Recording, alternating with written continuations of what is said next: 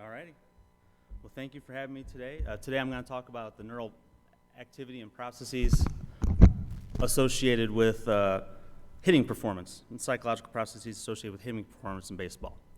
So a lot of times when we talk about hitting performance in baseball, we talk about the physical. We have all kinds of researchers looking at biomechanics, motion capture, force plates, things like that, and we short shrift and shortchange the psychological processes going on, and there are many involved with hitting in baseball.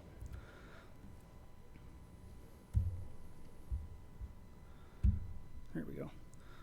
So the first one we tend to think about is pitch perception. What kind of pitch is it? Is it a ball or a strike? What's coming my way? And that's great, and that is obviously tremendously important, but there's a lot more going on besides just looking at the pitch.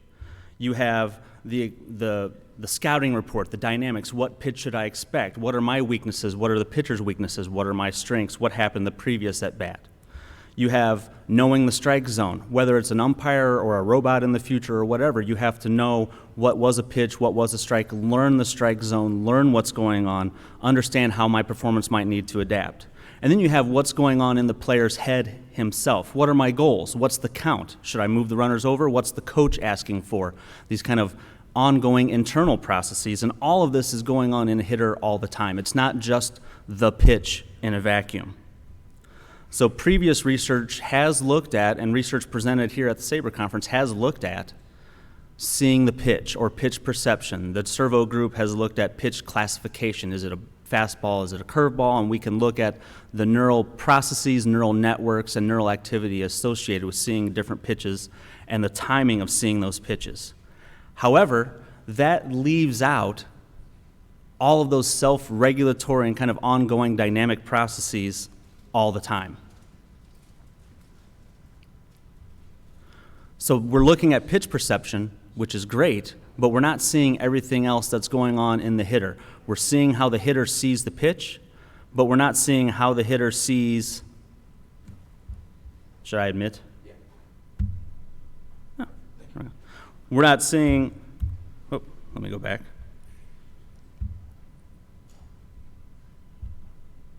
So the research to date looks at this pitch perception, but it doesn't look at all these other processes that I mentioned, right? The processes involved with what's the pitcher thinking, what should I be thinking in response to this specific pitcher, what's the count, what's the coach hoping for, what's the context, what are my goals?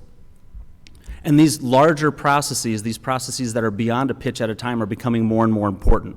As we know from Baseball Reference and as we just know from watching the games, hitters see more pitches every plate appearance. So more and more of these open dynamic processes, these regulatory processes, what's the count, what's the goal, what should I be doing to adapt my performance and learn from what's happened, is becoming more and more important. So these self-regulatory learning behavioral improvement processes are more and more valuable as the game evolves for hitters to see more and more pitches. So this, psychologically speaking, these processes are involved in something called self-regulation. It's basically changing or monitoring your performance to make sure you do what you want to do. I want to work better at bats. I want to swing at strikes and not swing at balls. I don't want to chase the off speed out of the zone.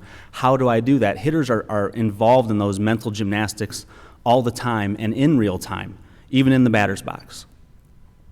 So self-regulation, again, is this internal process where you monitor your performance. You take the feedback you're given from umpires, from coaches, from whomever, from yourself even, and you change and alter your behavior to improve what you're doing. Work better at bats. Swing at my pitch, not swing at the pitcher's pitch.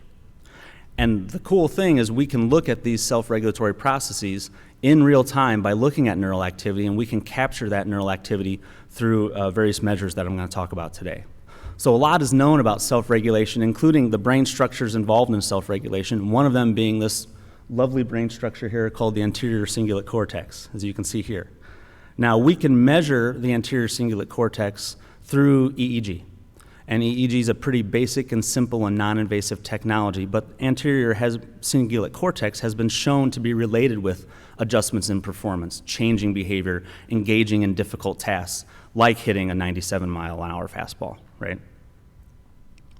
So we can measure the anterior cingulate cortex activity and see its neural signature through EEG. And within EEG, you have this lovely thing called event-related brain potentials, or ERPs. And I don't want to go into much of a deep dive, but literally what ERPs are is just the neural activity that's ongoing in response to a specific event.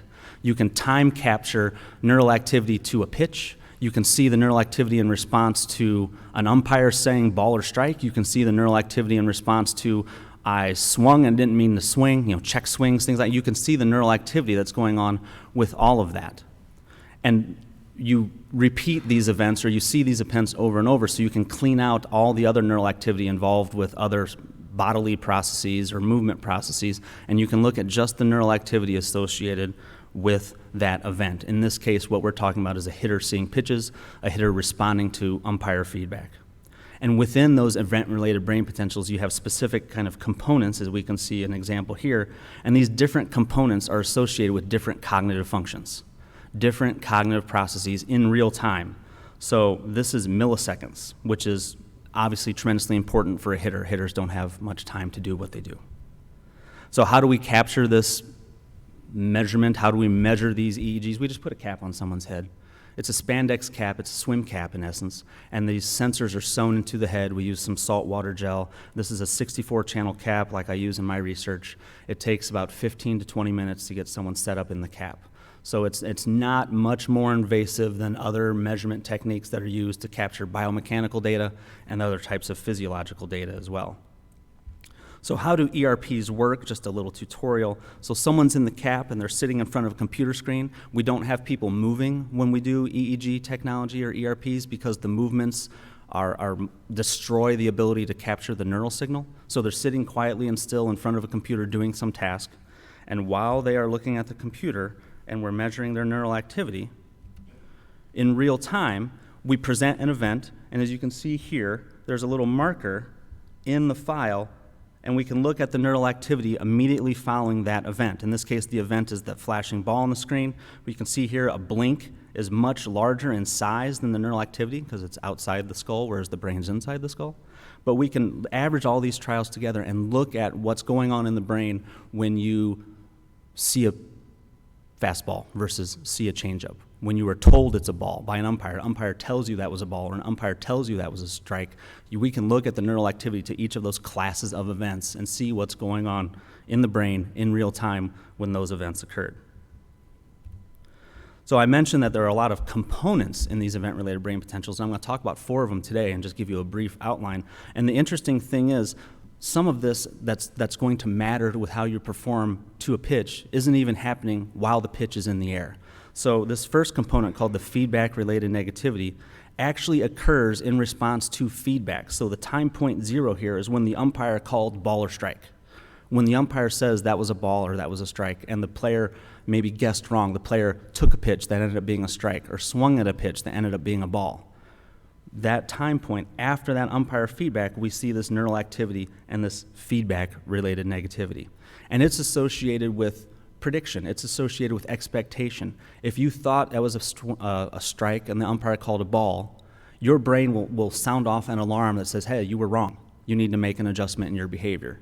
And research has shown that maybe for experts, this is a streamlined process. They don't need quite as loud of an alarm before they start to initiate adjustments in their behavior and change what they're doing and adapt and learn their performance. So you have an expectation that you know the strike zone. At that expectation gets violated, you need to adjust your behavior. And hey, I don't need to swing at those off-speed pitches. I should lay off that pitch, or I should be ready for that to break back over the plate. This is ongoing in real time, and this is just in response to the feedback. This isn't even what's happening during the pitch. It matters, and it changes their performance. Another component that shows up to the feedback that the umpire gives you is this frontal central positivity. And this reflects the attention given to the feedback. So an umpire calls ball or strike, or a coach tells you not to swing at that pitch or swing at that pitch. This reflects the amount of attention you're giving that. The amount of attention you give the feedback influences the ability for you to learn and improve your performance. So the larger this is, the larger it is, the more attention you're giving to that feedback. So if you thought it was a ball and the umpire says it's a strike, and you pay attention to that and use that information to learn, it's been associated with learning and better performance following that feedback. So we can see in real time how players are using feedback to improve their performance on the next pitch. and not swing at pitches they're not supposed to swing at, or swing at the pitches we want them to swing at. Now we can look at components to the pitch itself. So here at time point 0, would be the actual release point of the pitch in this study. So at time point 0, the pitch is in the air going to the hitter, and the hitter sees it. And you can look at this N2 component right here. N2 has been shown to represent and reflect response inhibition. So every pitch, a player has to decide, do I swing, do I take? Is it a ball, is it a strike? Should I initiate some response, or should I lay off a response? So this is an ongoing active process in real time that every hitter has to do for every pitch. And we can see that process, that ability to inhibit the swing and stop swinging at bad pitches in real time in hitters. And the last component I just wanted to introduce before we get into our study, so again, those ball, strike, swing, take decisions. The last component is something called the N450, or medial frontal negativity. And it reflects your ability to control the conflict going on. So again, you have conflict. Should I swing? Should I take? Is it a ball or a strike? How can you adapt your decision-making and thought processes to control that conflict and perform the way you want to perform? So this reflects that proactive control process that's ongoing in real time. Again, at time point 0 here would be when the pitch is released by the pitcher. So all of this is happening in hundreds of milliseconds while the pitch is in the air before you respond to the pitch. So we wanted to look at this neural activity in real time for hitters, not just how they perceive the pitch, but how they use the feedback, how they use what the information the umpire gives them to perform better. And you'll see when I get to the results, that the feedback matters, pitch by pitch. They change and adapt their performance in real time. And it's not just a pitch by itself. The context beyond that matters, and we can measure it and we can capture it. So I just looked at 2 groups of participants. I had a group of college baseball players, and I had a group of just college students, and we'll call them the experts and the novices. And their task was simply to be in the EEG cap while they looked at pitches and make a decision about whether the pitch was a ball or a strike. And they sat in front of a computer monitor with a response pad, so we controlled their movements so we could capture their neural activity. What we did is we presented a pitch video. They had to respond while the pitch was in the air, just like they would as they were a hitter. And then after they responded, after the pitch was caught by the catcher, they got umpire feedback. They got feedback on whether the decision they made, ball or strike, was right or wrong, just like they would in a normal hitting situation. And then the next pitch was presented. So let me give you a little demonstration of what this looked like for the hitters in a second. So again, they were seated. They just had a response pad in their lap so we could quiet the body so we could measure the neural activity. If it was a ball, they hit a button with their left thumb. If it was a strike, they hit a button with their right thumb. So they received these instructions, and then they were presented with the pitch videos. So here's a demonstration of what that looked like. So the pitch videos all started from the release point. In this case, we used some virtual reality software to put them in the batter's box, so to speak. So the videos were taken from the perspective in the batter's box. They were not in the VR headset while we collected the neural data because that would interfere with the neural data. But this is a right-handed hitter seeing a right-handed pitcher. Whoop, the video did not. Let me go back. I apologize. So pitch comes. They respond while the pitch is in the air. They get feedback from the umpire. The next pitch comes. Now, I will point out that this looks like an easy task. This is extremely difficult because the pitches, we place them specifically in the shadow area, StatCast Tom Tango's shadow area of the strike zone. And if you know from looking at that data, major league level players swing 53% of the time and take 47% of the time. So it's a 50-50 kind of pitch. So we did that on purpose so that players will get sufficient positive feedback from the umpire and negative feedback from the umpire. This is a hard task. So this would just continue, and we would do it in blocks of like 50 pitches to give them a little bit of a break. But they would see the pitch, they would respond, they would get the feedback, and then the next pitch would happen. And all throughout this, at each time point, when the pitch is released, there's a marker in the file. When they respond, there's a marker. When they get the feedback, there's a marker in the file so we can look at their neural activity to each event. And here's what that looks like. So each line in here is a sensor in the cap. Like I said, there's 64 channels. Now the first thing to point out is these are blinks. This time point here, this is a blink, and this is a blink, and you can see how large they are. The neural signature of these blinks is massive because the musculature is outside the skull. So it has a much larger electrical signal than the brain inside the skull. So what we do for blinks is we mathematically identify them and component analysis them and remove them using PCA. So they're gone. So we can just look at the neural activity. And this is why we have the person sit quietly, so we don't get any interference from physical neural activity processes.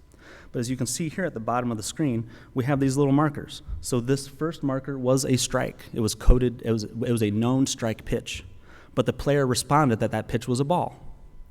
And then the player got feedback from the umpire, incorrect, you were wrong, that pitch was a strike, you responded a ball. And these are all coded, and we can see in real time. As you can see here, these lines are 200 milliseconds apart. So this is in real time. These events are inserted into these files where we can time lock their neural activity to what happens to them or what they do.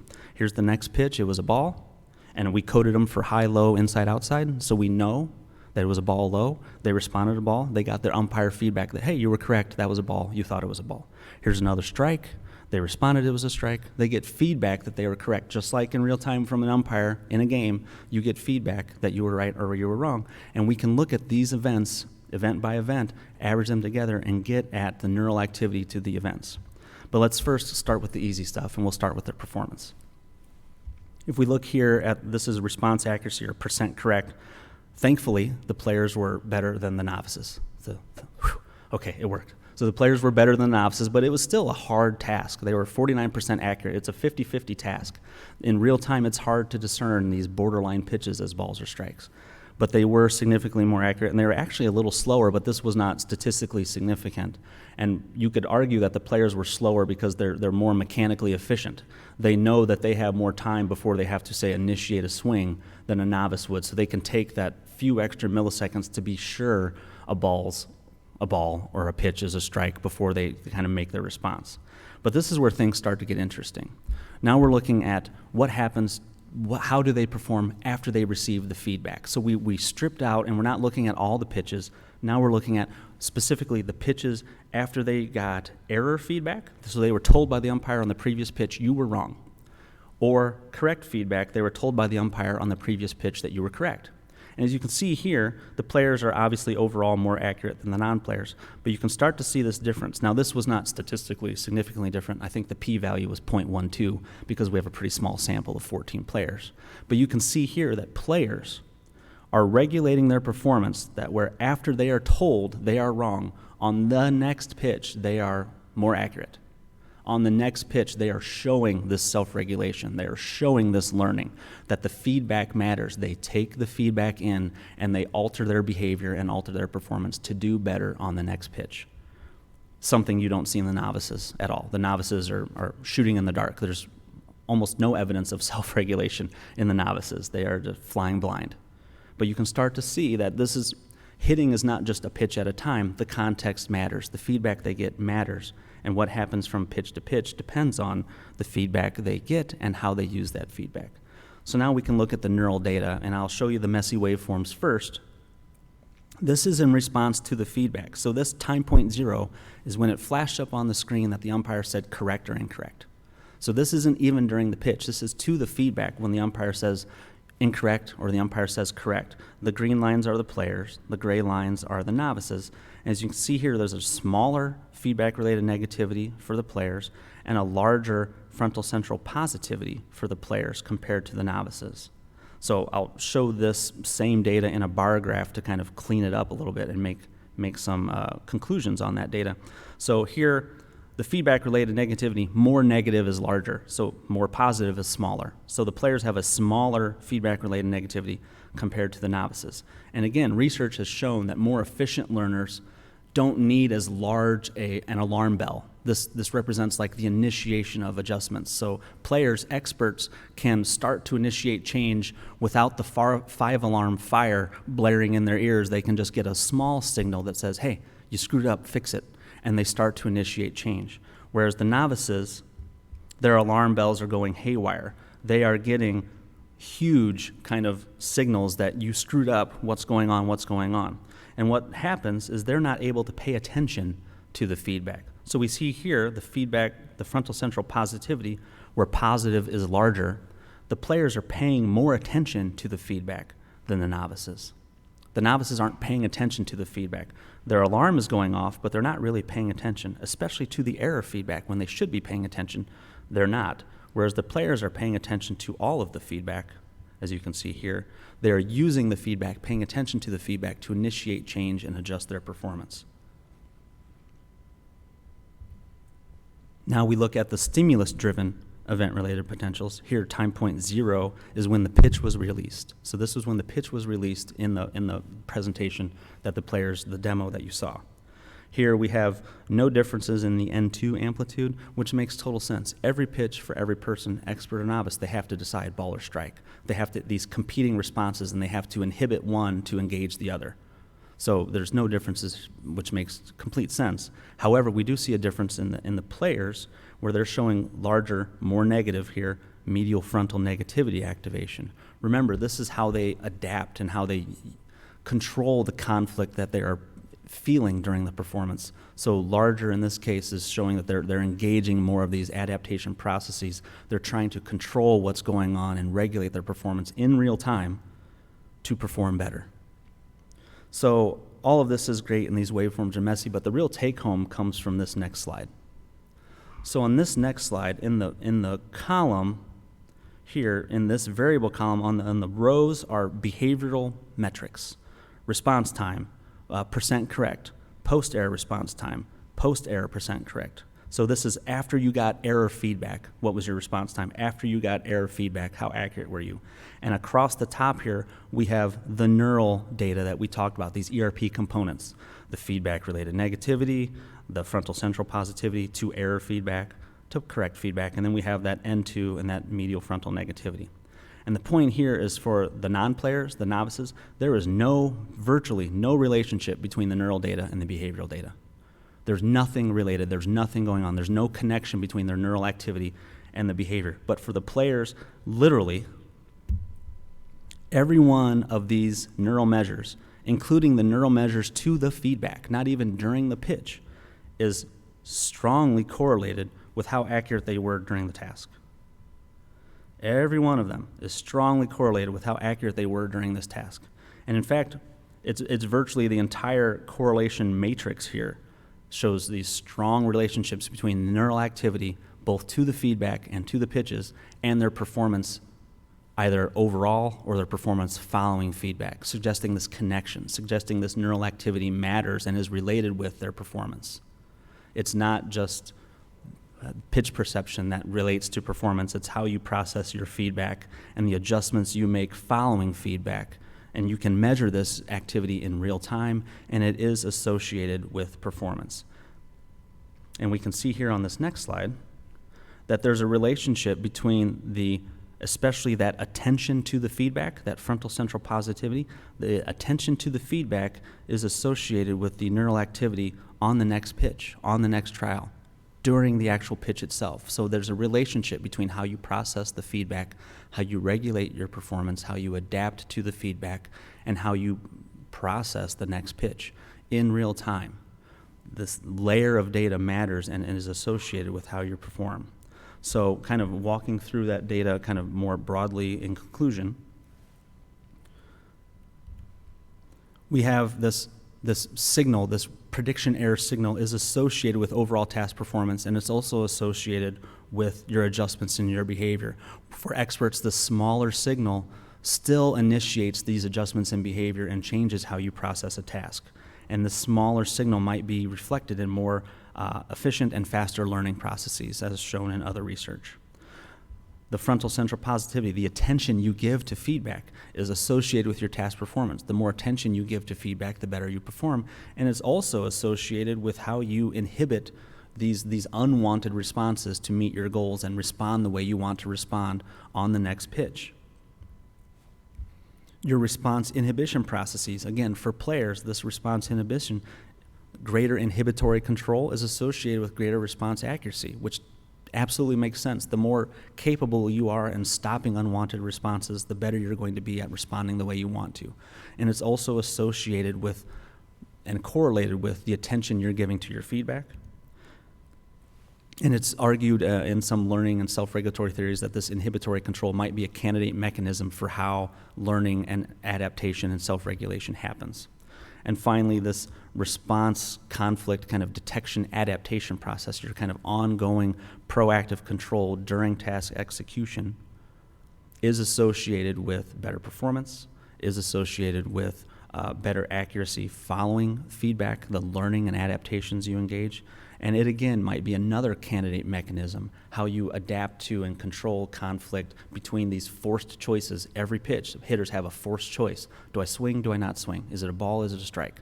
What do I do? How you control that conflict is associated with performance, and how you control that conflict is also associated with how you processed the feedback you've been given by umpires, by coaches, by whomever. How are you learning? And that changes how you adapt and how you perform on the next pitch. So the implications of this is there are neural measures out there. There's been this biomechanical boom where we're measuring the physical side of hitting, rotational velocities, motion capture, force plates, K-vests, and that provides us data and objective measures of the physical where we could just look before. Now we can measure it. Well, here we have objective measures of the psychological. Here we have more. You can't fake your event-related brain potentials. You can't lie to a coach about your event-related brain potentials. Yeah, I'm ready, coach. You can't make that up. So it's a more objective measure of these psychological processes captured in real time associated with your performance. So this could be an anchor point for coaches to talk with players. This could be, well, the data say this, just like it is biomechanically, just like it is with force plates and motion capture. Now we could have a psychological measure. Well, you could be focus on that learn from the umpire, learn from the robot, learn from your coaches, and use that to change your performance. So you could increase the efficiency and effectiveness of player development. You can increase, change the growth curve of player development processes, change engage the processes a little more deeply for coaches and scouts and trainers to have data to talk with players and have data to back up the language and conversations that are already happening.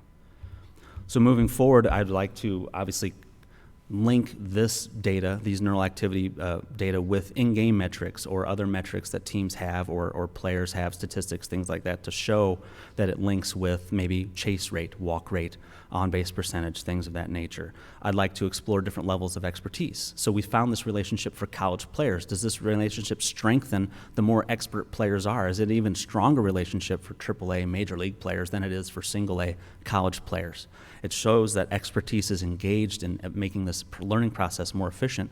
Well, we could maybe see if that strengthens over time and have a real true understanding of this process. Longitudinal data. Much like with biomechanical data or physiological data, you want to compare a player to himself over time and see if he's learning or getting better. So longitudinal data would be tremendous. And expanding the paradigm. We could set up the paradigm where it is a 3-2 count, bases loaded, and have repeated pitches in that context. What do you do? Are you using the attention, or are you getting frustrated? Are you not using the information made available to you, or are you checking out? And which is something I've heard coaches say to me, that I have players that if they strike out their first at bat, they're done for the day, whereas other players will continue to kind of go after it and learn and try and improve throughout the course of a game or even an at bat. And we could maybe look at that by changing the decision matrix in the process. And ultimately, future direction to look at these things, to get longitudinal data, to get layers of data at the minor league level, I'd have to establish some consultation or partnership with teams and organizations that would allow their players to be part of this process. And it's kind of a win-win because it would make the data richer, but then also teams would have this level of data that doesn't exist. This is a level of data that's not out there that you would have on understanding your players and helping your players develop more quickly. So this is not analytics versus the human side. This is literally the analytics of the human side. This is the analytics of the psychological side. And it seems to be lacking, but it seems to be tremendously important for influencing player development and learning processes, especially at the plate. So with that, I'd like to acknowledge Illinois Wesleyan, where I work. So they've been supportive of this research, my students and colleagues, family and friends for putting up with me, SABR for the opportunity today to talk to all of you, and all of you for being here bright and early on a Sunday morning, given the context that we've had in the past few weeks, so I appreciate that. And are there any questions? Yes, sir.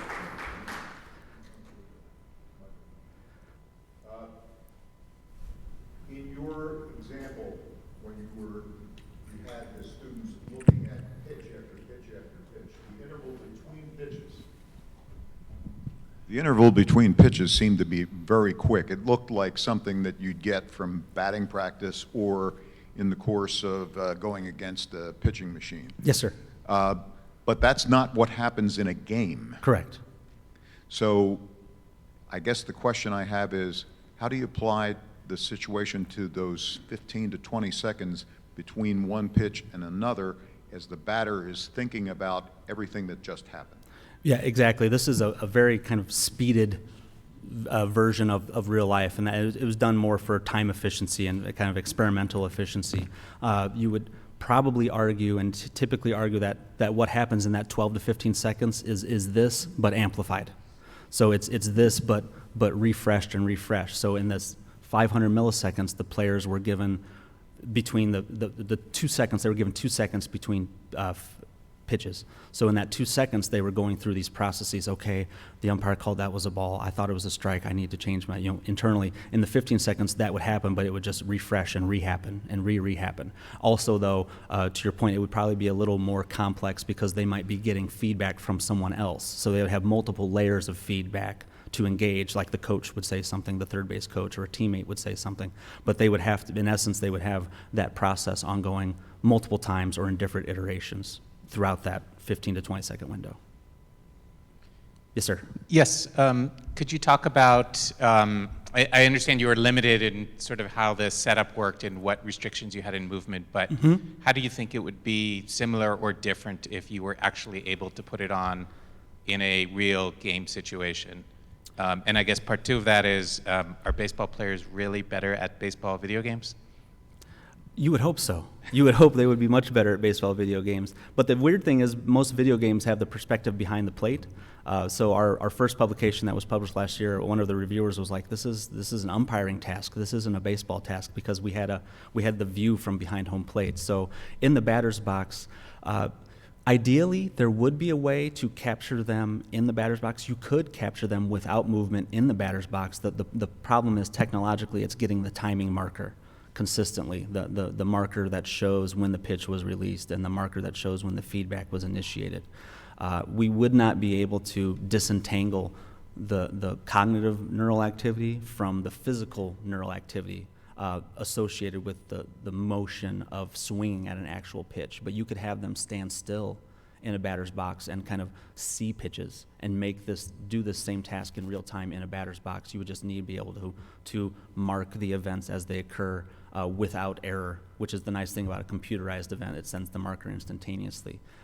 People have used markers that are locked to EMG activities, so you can maybe have sensors on the pitcher's arm for the release point or when the ball is released and have that marker. But for experimental control, it was the computerized task. But I would imagine that the processes would be identical.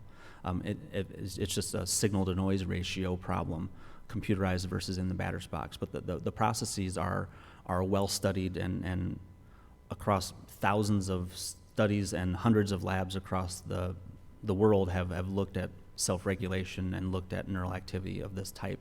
And it's just now that baseball is it seems to me the perfect vehicle to study this because these are real-world experts, not lab-based created experts. These are real-world experts in this very time-limited, very complex and very difficult task, and we could apply learning theory and these learning measures to make developmental processes more streamlined and efficient. That's it? All right. Thank you very much. Thank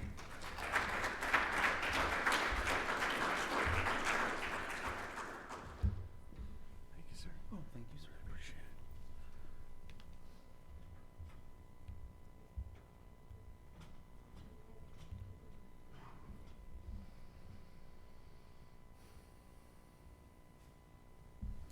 it. All right, Jeremy, can you hear me?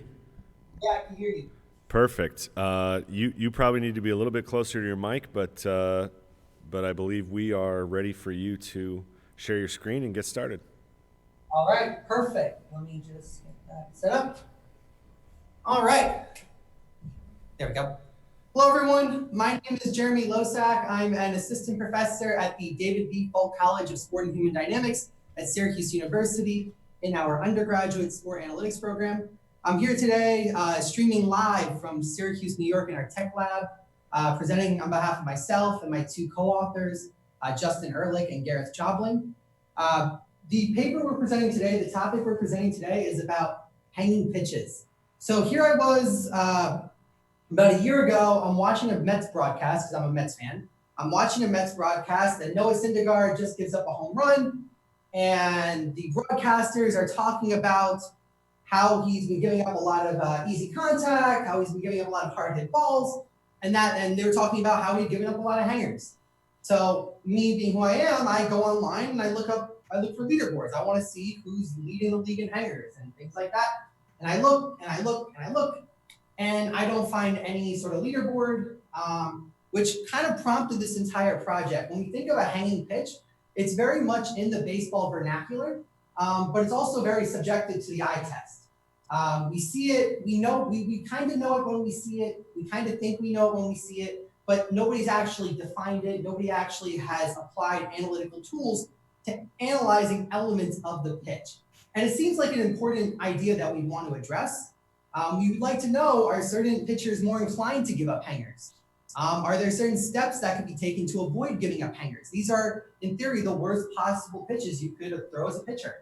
And then how do we evaluate single season performance for pitchers who might give up an uncharacteristically high number of hangers? So these are the sort of things I wanted to look at, but before I could do that, we got to define the thing. We have to put together a definition as to what exactly is a hanging pitch. So in putting together this measure, we wanted it to best represent kind of how it's used in the everyday vernacular. So when we think of a hanging pitch, we think of it as applying to breaking pitches. So your hanging sliders, your hanging curveballs is what we look at. So we don't look at, let's say, hanging, we don't look at changeups or fastballs. We focus specifically on breaking pitches. And then we wanted to incorporate common elements of what we think of when we think of a hanging pitch. We think of a pitch that might be located closer to the middle of the strike zone. We think of pitches that might have a minimal movement or certain types of movement that make it more likely to be hit hard. You think of the pitch kind of grooving into the strike zone. We wanted to incorporate those type of elements. Let me show you a couple videos. Now the two-strike pitch. Swing and a drive! Deep right field! Away back! Goal! What a hanging 0-2 curveball! That's a Michael Brantley grand slam on a hanging 0-2 curveball. Notice how the broadcaster said hanging. Colonel Herman was all over that mistake slider that Robbie Ray tossed up there, left it about thigh high. And boy, did he ever hit it hard. Right down. Mistake slider, thigh high, hit it hard. Listen to the type of terms being used to describe these sort of pitches. Got him looking and he knew it. Right there. Got him looking and he knew it right there. Okay? So the idea is we wanted to create a definition that best encompassed these sort of elements. Before I get too much into the weeds, I want to thank the people whose work we've used that we've incorporated into this presentation. There hasn't been much in terms of looking at hanging pitches. Jeff Sullivan, Scott Pratt have some articles that kind of touch the surface on this idea of a hanging pitch. But overall, this has been fairly minimal in terms of research. I'd like to thank all of the people that have done a significant amount of work on the physics of baseball, especially Alan Nathan. Your spreadsheet that breaks down all the calculations to making adjustments to movement and all the other StatCast type variables was incredibly helpful to this research. And then in terms of the data we use, we focus on pitches between 2015 and 2018. So all curveballs and sliders between 2015 and 2018. We leave out 2019, and the reason why we leave it out is because at this point in time, we have to be careful. We want to give extra attention to how we incorporate 2019, given the barrage of home runs. We have a suspicion that 2019 is going to look significantly different than the rest of our data. So before we include it in the model, we want to give more thought as to how to best incorporate it. So in putting together our definition, we followed a two-step approach. Step one is we calculate a stat expected barrel rate. And then step 2, we define a threshold such that any pitch that has an expected barrel rate greater than that threshold, we define as a hanging pitch. The reason why we looked at barrels, so when you think about the worst possible outcome for a pitcher throws a bad pitch, the worst thing that could happen is a home run. More generally, the worst thing that could happen is you throw a ball that gets barreled. There are other variables you can use. You can look at WOBA against and OPS against and things like that. We thought that barrels did a good job in terms of encapsulating bad outcomes for a pitcher, okay? And kind of the idea behind this expected barrel rate, we produce a measure that says if I throw a pitch with certain attributes, so certain location, certain movement, etc., how likely is that pitch to be barreled?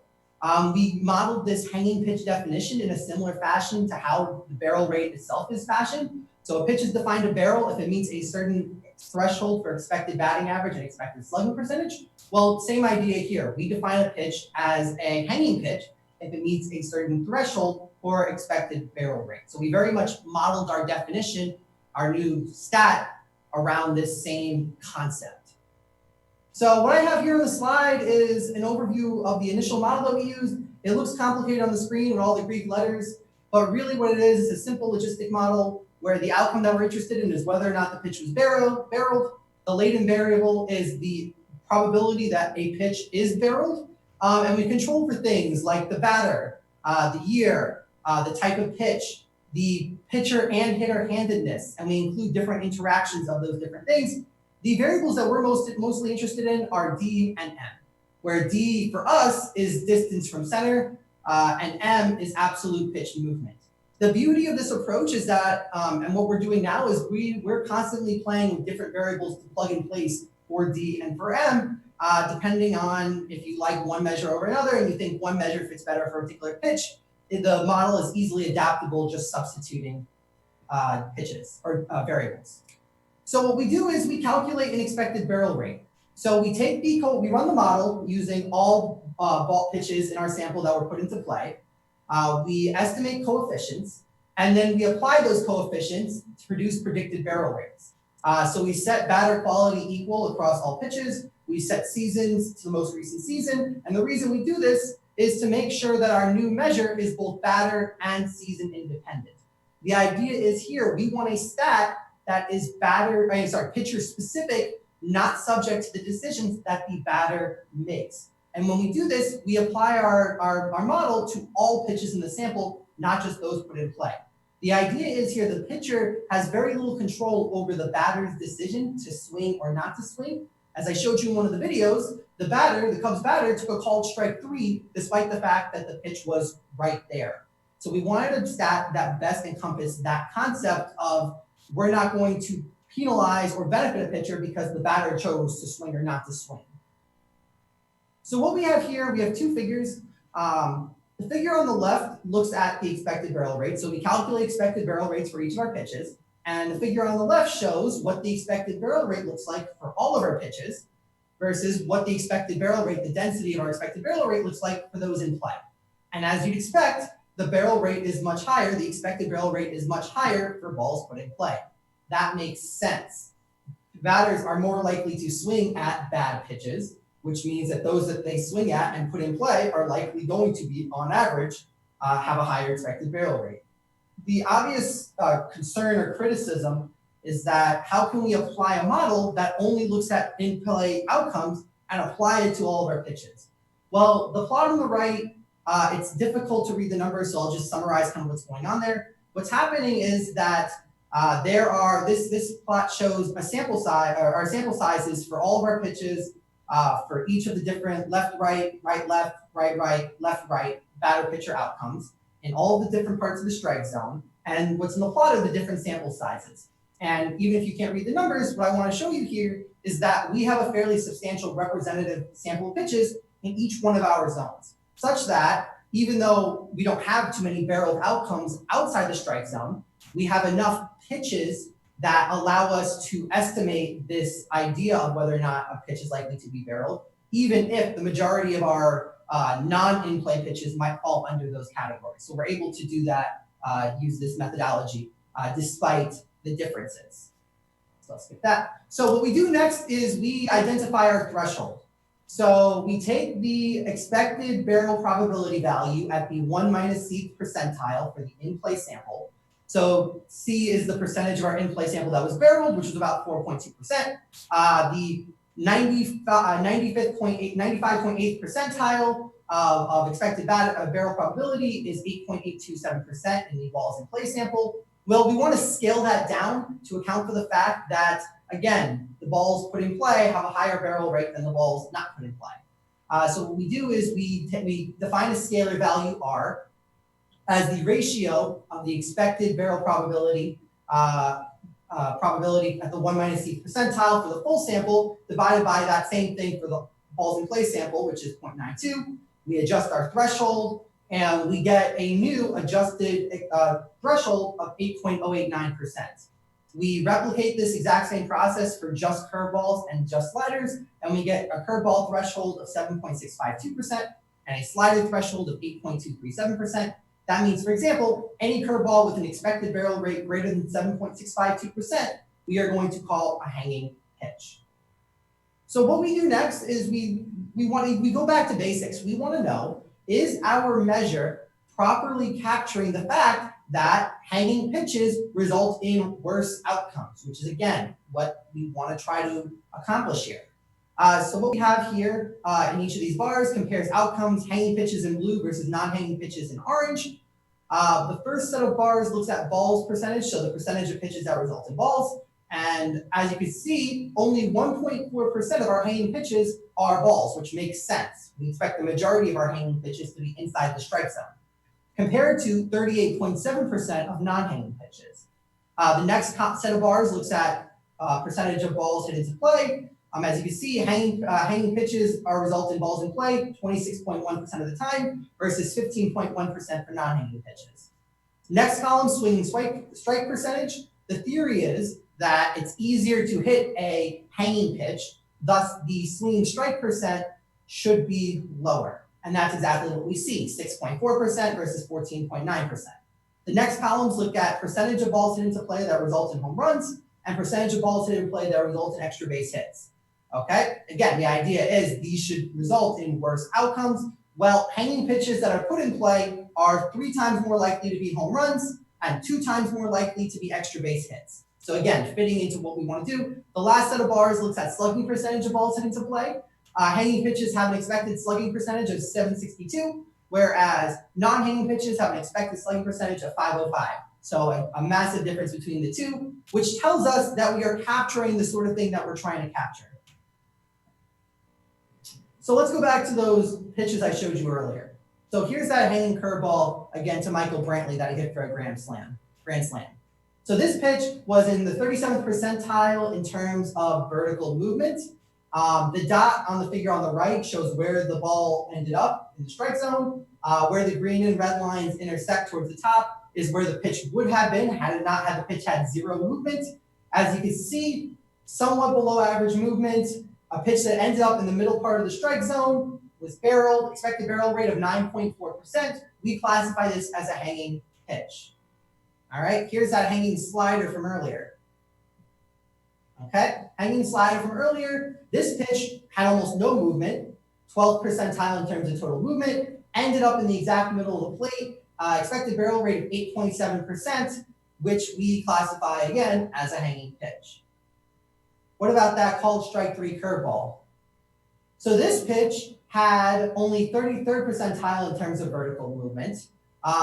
It was on the slightly inner part of the strike zone, so still towards the middle, but slightly more inside. And as I mentioned earlier, the way we have the model set up, it allows for movement to impact the pitch in certain impact movement in certain ways, depending on which part of the strike zone the pitch ends up. So in this case, it makes sense that the expected barrel rate is 10.4%. Given that if you're a lefty batter, it's a lot easier for a lefty batter in theory to turn on a ball and drive it if it's slightly more inside than slightly more away. And that's kind of what we see here. Again, pitch is kind of close to the middle of the strike zone, but it's hit hard. It's hit, or I guess it wasn't hit hard. If had he swung, it likely possibly would have been hit hard. Okay. So if I were there in person, what I would do is I would ask someone from the audience to tell me if they think that this pitch looks like a hanger.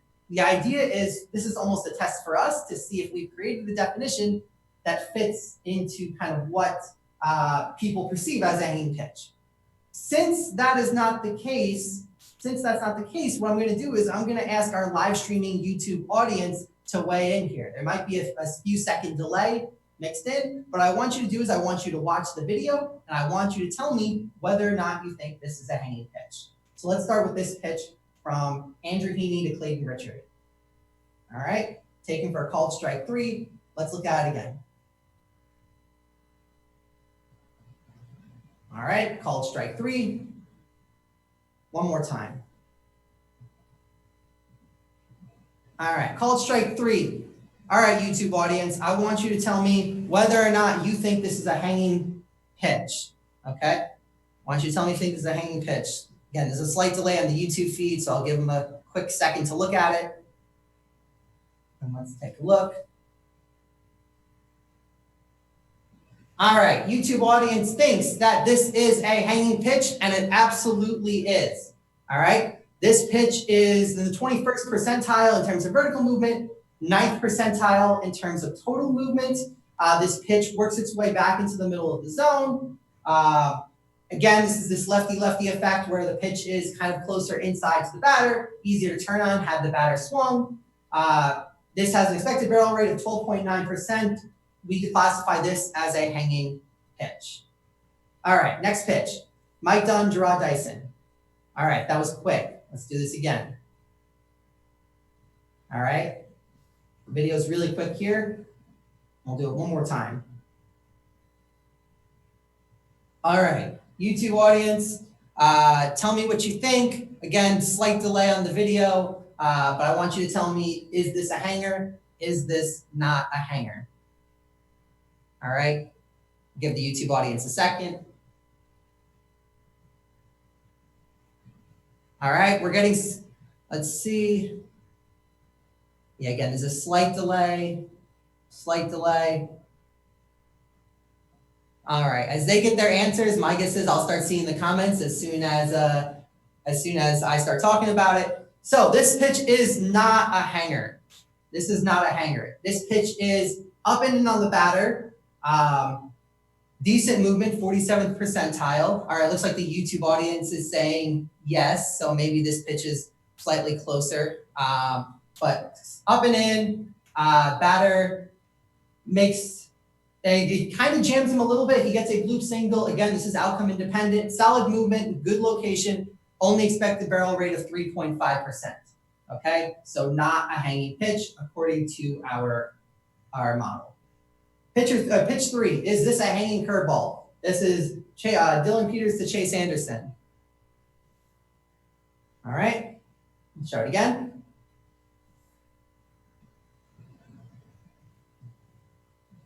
All right, one more time.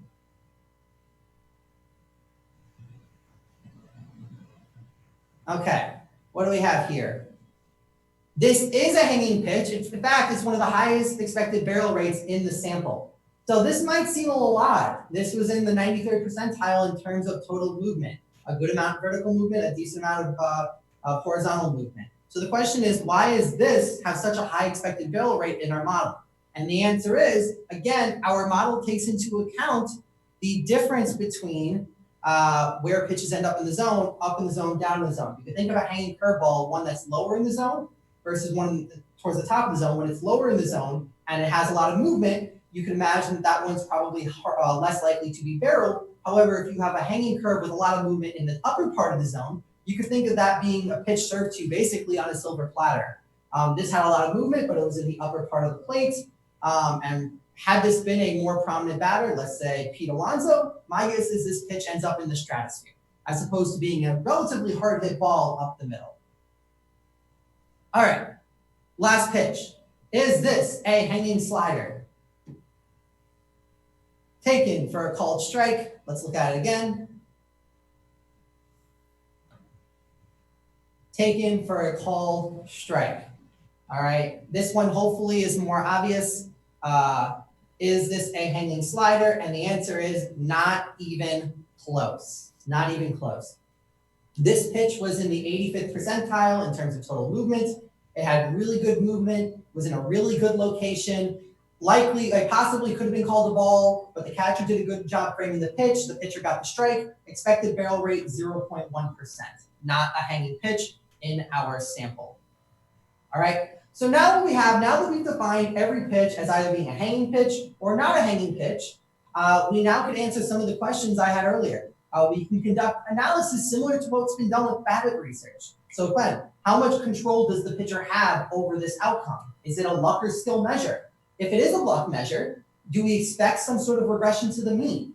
I have one year where I give up a lot of barrel balls or hanging pitches. Well, should I be expected to maybe give up less next year? And does that make it a valuable attribute to potentially get on the open market? Is there some sort of value to be gained by going after these type of attributes? Okay, we look at internal factors and external factors. Internal factors are attributes that the pitcher controls. External factors are factors outside of the pitcher's control. So the first question we ask ourselves, are certain types of pitchers more likely to give up hangers? Okay, what we do is we go back to our initial model. We include player season interaction effects. We get our coefficients, and then very kind of roughly, we see if there's any correlation between those effects and various statistical measures. We look at things like velocity, so pitch velocity, batted ball profile. Are ground ball pitchers versus fly ball pitchers more likely to give up hanging pitches? Strikeout profile. Are pitchers that have better control or command or maybe nastier stuff, are they more likely to give up hanging pitches? What about pitch usage? If I throw a larger percentage of curveballs, am I less likely to give up more curveballs or more hanging curveballs per 100 or per however many pitches? Is there effect of throwing the same pitch more often that makes me maybe more proficient at it and less likely to throw a mistake? Okay. Well, what this shows us is there is no correlation. There's no clear, obvious effect here correlating with any of these measures. We break this down for curveballs, sliders. We even split up starters and relievers, and we see absolutely nothing.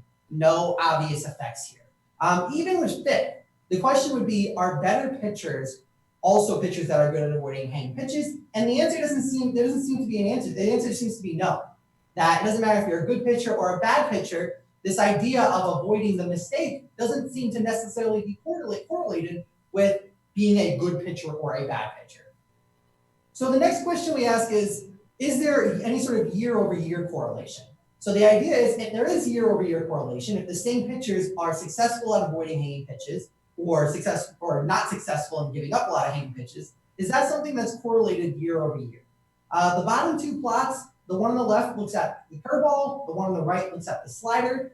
And at least on the curveball model, we don't have perfect correlation, but at the same time, at least year over year, there does seem to be some solid correlation year over year. 2015 versus 2016, we have a 0.45 correlation coefficient.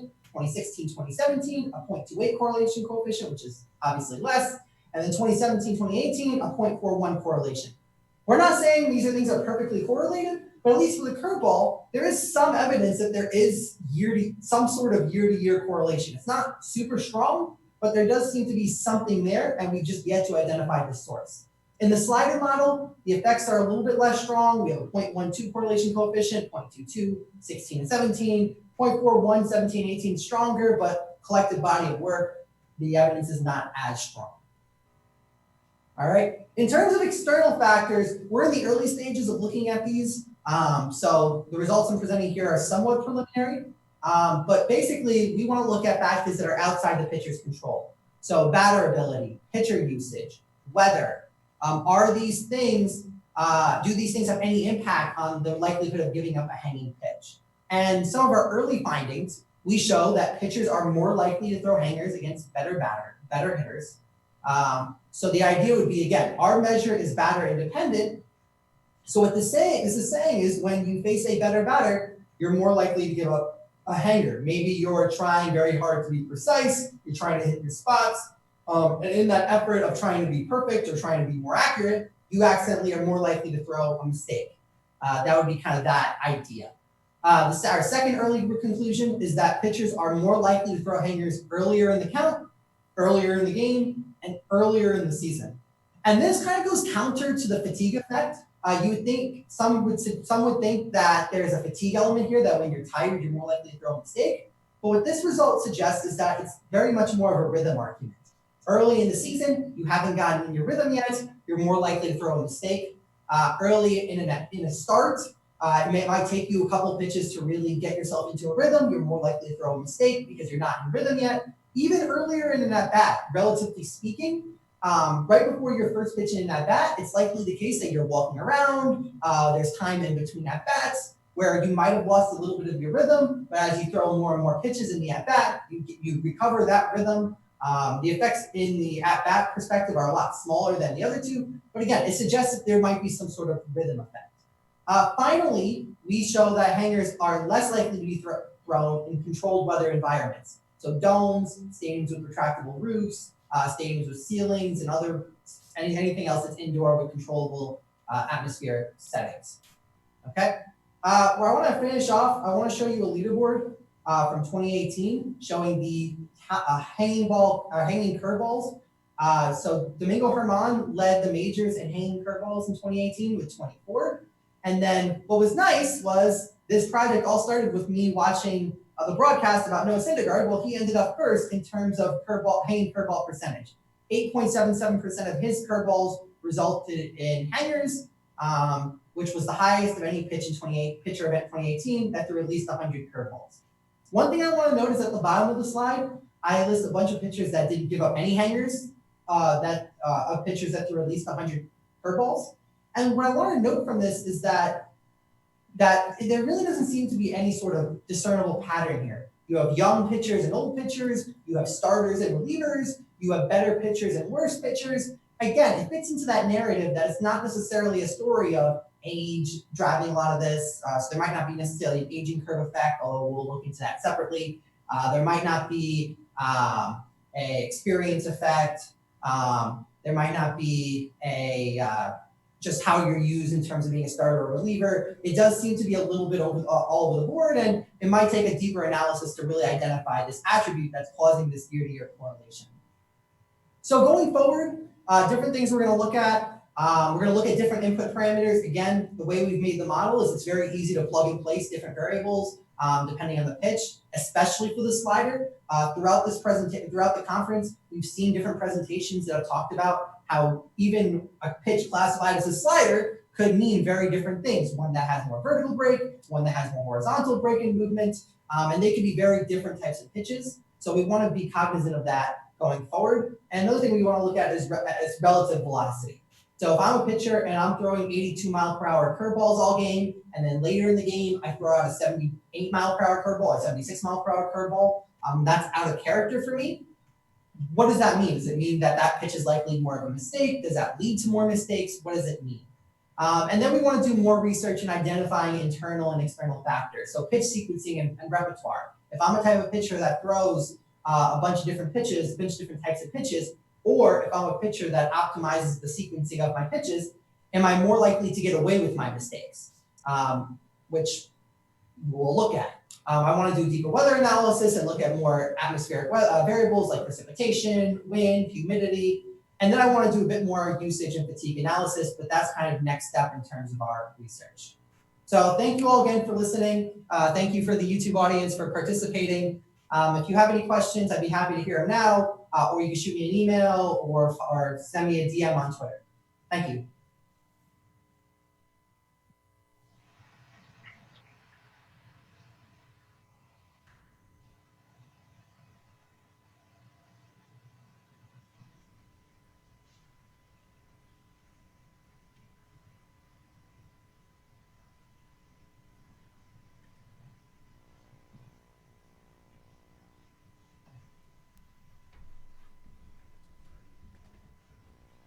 No questions, Jeremy, so thank you.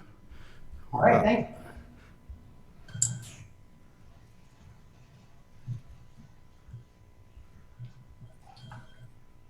Am I allowed to pop in now?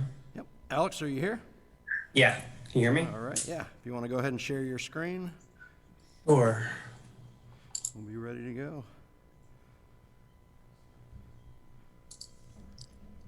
good?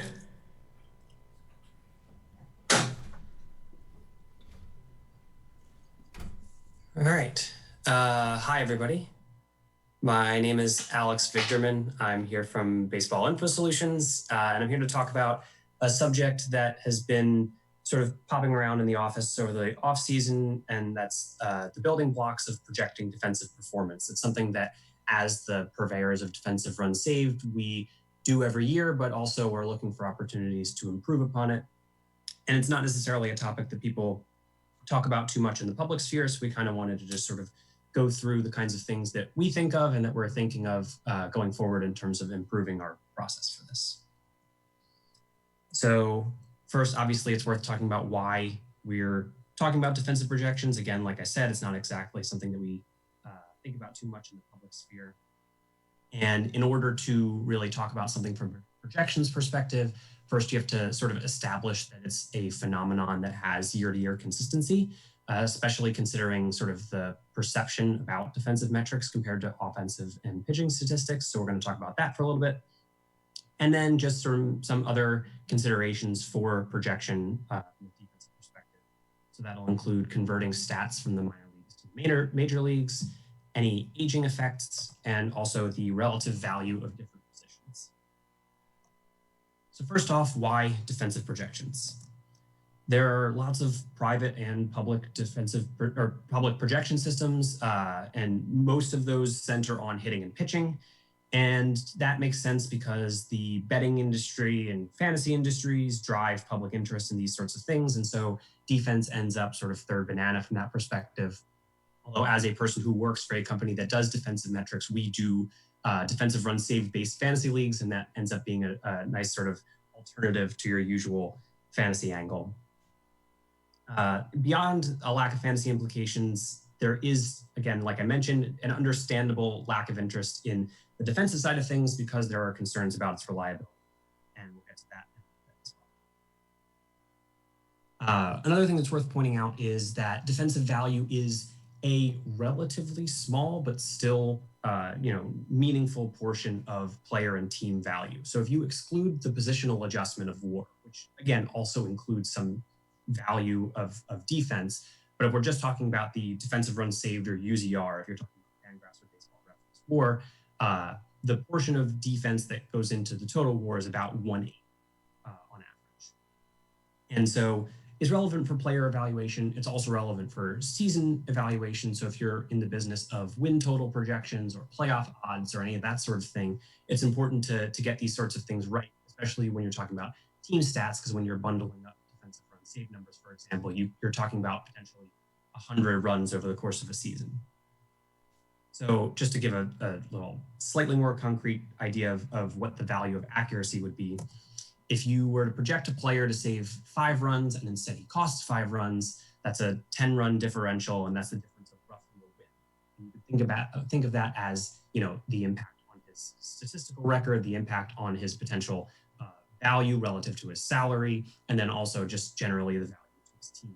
And that's not exactly a huge amount when you sort of look at those numbers, but the impact can be relatively large.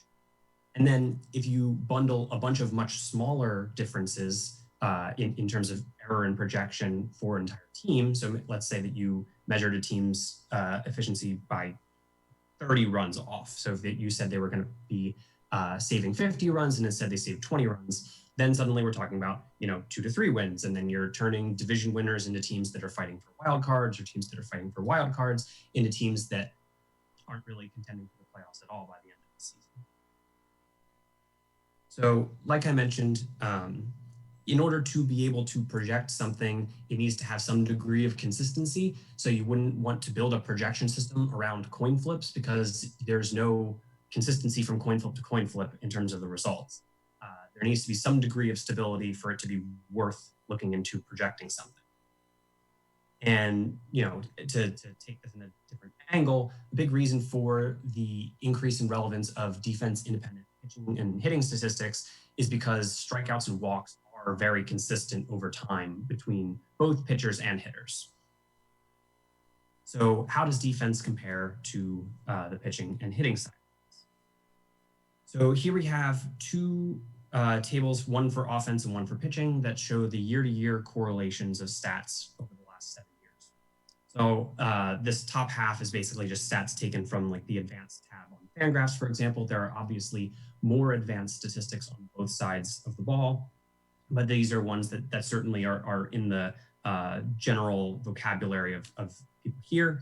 So you can see that the year-to-year correlations for those offensive statistics are pretty consistent with one another, and they're a little bit higher than the more basic pitching statistics. And then as you add in those defense independent components, the strikeout, walk, and home run rates, FIP gets much better than the other two, and XFIP gets even better, and that's because it's essentially isolating the value of those most projectable elements.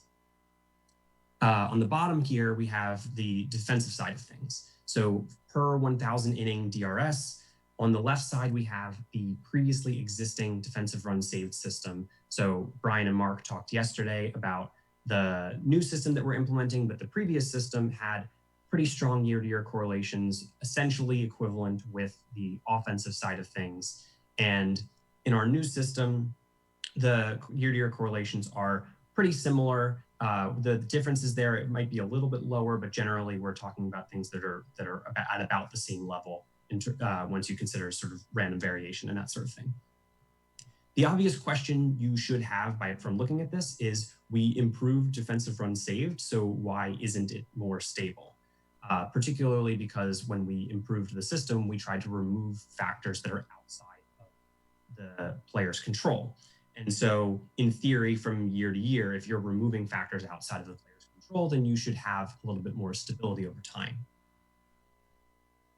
The real result of that is, or the reason for that, is that contextual factors tend to stay the same for most players. Most players stay on the same team, and they have the same coaching staff, and all those sorts of things. And so while there are factors outside of that player's control, those factors tend to stay relatively stable. So let's isolate players who switch teams. And people who saw Brian's and Mark's presentation will be familiar with this result. So these are year-to-year correlations of the DRS components, specifically the ones that we're implementing with this new system. So positioning, air balls, range, and throwing over the last 7 years. And you can see at the top here that the positioning runs saved, the drop-off from players on the same team to players who switch teams is quite high, and especially compared to the drop-off. And there is a little bit for each of those other components of art run saved. But the overall result, that art run saved that's now going to be part of defensive run saved on various websites that you're looking at, it means that you're getting no drop-off in performance, or in terms of year-to-year consistency between players who stay on the same team and players who switch teams. And comparing that to the previous system, there was a bit more of a drop-off in the past, partially because it was still including that positioning component. So now that we sort of established that there's value, at least in projecting it, just because there's about comparable consistency in terms of defensive metrics compared to pitching and hitting, what other considerations are there when we want to project these sorts of things? So the first couple elements we'll talk about are similar to the way that we would handle batting and pitching. The first is converting stats from the minor leagues to the major leagues, and the second is age. And then there's another element that is unique to the way that we would evaluate defense, and that is that there are different expectations by position. And we'll get into that. So converting minor league stats. Unlike with pitching and hitting, where the quality of your opponent is very relevant, the pitchers you're facing if you're a hitter, the hitters you're facing if you're a pitcher, are very important in terms of determining the kinds of stats you should expect to see from players at different levels of competition. On a batted ball by batted ball basis, defensive metrics kind of don't need to worry about that. A ball that's hit at a certain velocity in a certain direction, where a player's standing in a particular location, those plays are roughly the same regardless of what level you're playing at. The quality of the playing surface might be a little bit different. The frequency at which you see more difficult batted balls will definitely be different, but on a batted ball by batted ball basis, it's kind of the same evaluation. And so as a result, we can express defensive runs saved on the same scale for minor leagues and major leagues. So when we talk about minor league defensive runs saved, a 0 in the minor leagues is the same as a 0 in the major leagues. So if you are average at one level, you're average at another level. That essentially means that most minor league teams end up with strongly negative defensive run save totals because most players are below average. Obviously, when we're talking about converting to the major leagues, with any translation like that, we should expect some degree of regression, both in terms of regression to the mean and also reduced performance in terms of their actual performance as the players adjust to the league.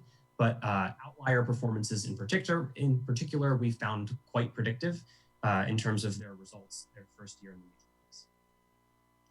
So we'll talk about catchers in a second and how they sort of relate a little differently. But if we filter out the catchers for a second and just talk about the 8 times we've seen a player get at least 15 defensive runs saved per 1,000 innings, where they played at least 350 innings in the minors in 1 year, and then 350 innings in the majors in the next year. And so this list of players is going to be familiar to everybody in here, and most of the players on here are known for having pretty good defensive ability. You can see that actually Jackie Bradley Jr. appears here twice because he was called up more than once and performed well in both of those call-ups. Worth noting that, so those guys had excellent seasons in the minor leagues before their call-up, and then after their call-up proceeded to have pretty good seasons for the most part, but also aside from Matt Chapman in 2017 to 2018, most of them did have a fairly substantial drop-off once they hit the major leagues. To look at this at a more holistic league-wide level, here is a comparison between the year-to-year correlations between consecutive major league seasons and between a minor league season followed by a major league season, again with that sort of quarter of a season threshold to qualify. And here we're splitting it up by all of the different defensive runs saved components. So I've highlighted some of the ones that are the most interesting and I want to talk about, and the rest of them are those other components that make up defensive runs saved. So I mentioned catchers before. Strike zone runs saved is our primary catcher metric. It's how we measure catcher framing. And you can see that the consistency year over year is quite high, regardless of what level you're talking about. And that's what drives catcher value. And that's the reason why I excluded the catchers from the previous analysis, because there are plenty of catchers who have succeeded in the minor leagues and then proceeded to succeed in the major leagues. At the bottom here, you see positioning. And you can see that the value of positioning year over year is a little bit less consistent for sure. From the majors to the majors, but in terms of minors to majors conversion, there is essentially no relationship. And so we should try to be stripping out the positioning value, because when we're talking about converting from the minor leagues to the major leagues, positioning has essentially no relevance. And you can see some of that impact in terms of comparing the part runs saved to the total runs saved, because part runs saved, which is that part that technically this would be art run saved in terms of the actual calculation. So it removes that positioning component, and the consistency is essentially equivalent between the minor leagues and the major leagues. Whereas the total, again, still high in terms of year-to-year correlation, but there is a bit of a drop off because there's these other components that for the most part are falling off in terms of consistency in the minor leagues. Aging effects. As you might not be surprised to find out, players don't really improve over time defensively. They are roughly as good as they're going to be from day one. That's primarily because athleticism is a crucial aspect of defensive performance. This is particularly relevant for outfielders. So they're more likely to decline year over year than other players. And again, we have a special case with catchers where there is a high value of experience in terms of game handling and framing, but there's also a high level of physical attrition, and so they're going to fall off as they get older, potentially faster than other players. So here is a sort of smoothed out aging curve for players by position group from the last 7 seasons. So at the top here, you'll see the infielders curve. In the middle is the catchers curve, and at the bottom is the outfielders. So as I mentioned, the outfielders are the ones who essentially start declining as soon as they make it, and this is by age. So if you were called up at age 25, for example, you might already have passed your best seasons defensively. In terms of catchers, they're able to sustain a little bit of value and maybe get a tiny bit of an improvement as they get a little bit older into their mid-20s, but then the drop-off is just as fast for catchers as it is for outfielders once you get to that late 20s, 30s range. As for infielders, the performance does actually, at the very least, stabilize for quite some time, and there might be some improvement, and certainly there will be plenty of players who will improve over the first few years in the major leagues. And then the decline starts more in the 30 range, whereas the other positions start declining more in the mid-20s. So the relative value of positions is the aspect that is unique to the way that we talk about defense, because players, what we compare players to average at their position for the most part, because that's just the way that it's easier to make these computations that way. And so a player who is a 0 at shortstop, we should expect to be better than a player who is a 0 at third base. And so when a player moves to a new position, when they play a position they haven't played before, or they're switching between positions, how should we expect him to perform now that he's at this other position? So in order to try and get at that question, we can use performance of players in the past who have played multiple positions over a given time period. That could be a case where a player played an entire season at first base and then switched to left field the next season, or, for example, players who just alternate between those two depending on what the team needs at that particular point. So we're looking at, over a 2-year span, did you play at least a quarter of a season at one position and a quarter of a season at another position? And just to deal with some small sample problems potentially, we're going to weight each player position pair by the lower of the 2 innings totals. So if you went between first base and left field and you had 350 innings at first base and you had 1,000 innings in left field, your contribution to this calculation would be just the 350 innings worth, because we don't want to overvalue players who had a relatively lower amount of innings at a given position. So to give an example of what this might look like, let's compare first base to other positions. So what these stats are based on are players who, at some point over a 2-year span, switched between first base and these other 4 positions. I didn't include all the rest of them, primarily because the sample of other position switches is quite small. So switching from first base to second base, for example, we had 15 players who were alternating between those 2 positions. And when they were evaluated at second base, they were about 7 runs per 1,000 innings worse at second base than they were at first base. It's not necessarily that they were playing worse, it's that relative to the other players at that position, they look 7 runs worse. And comparing that to third base, it's a little easier. And so that looks like more -5 runs. And then the corner outfielder positions are about 2 runs more difficult than first base, essentially. Looking at shortstop, you can see that most players, if they're going to switch from shortstop to another position, it's going to be second base. And when they play second base, they get about a 4-run boost per 1,000 innings when evaluated against other second base. That boost is about the same when they go to third base. And in the relatively rare cases in which there is a player who plays both shortstop and center field, that difference is almost non-existent.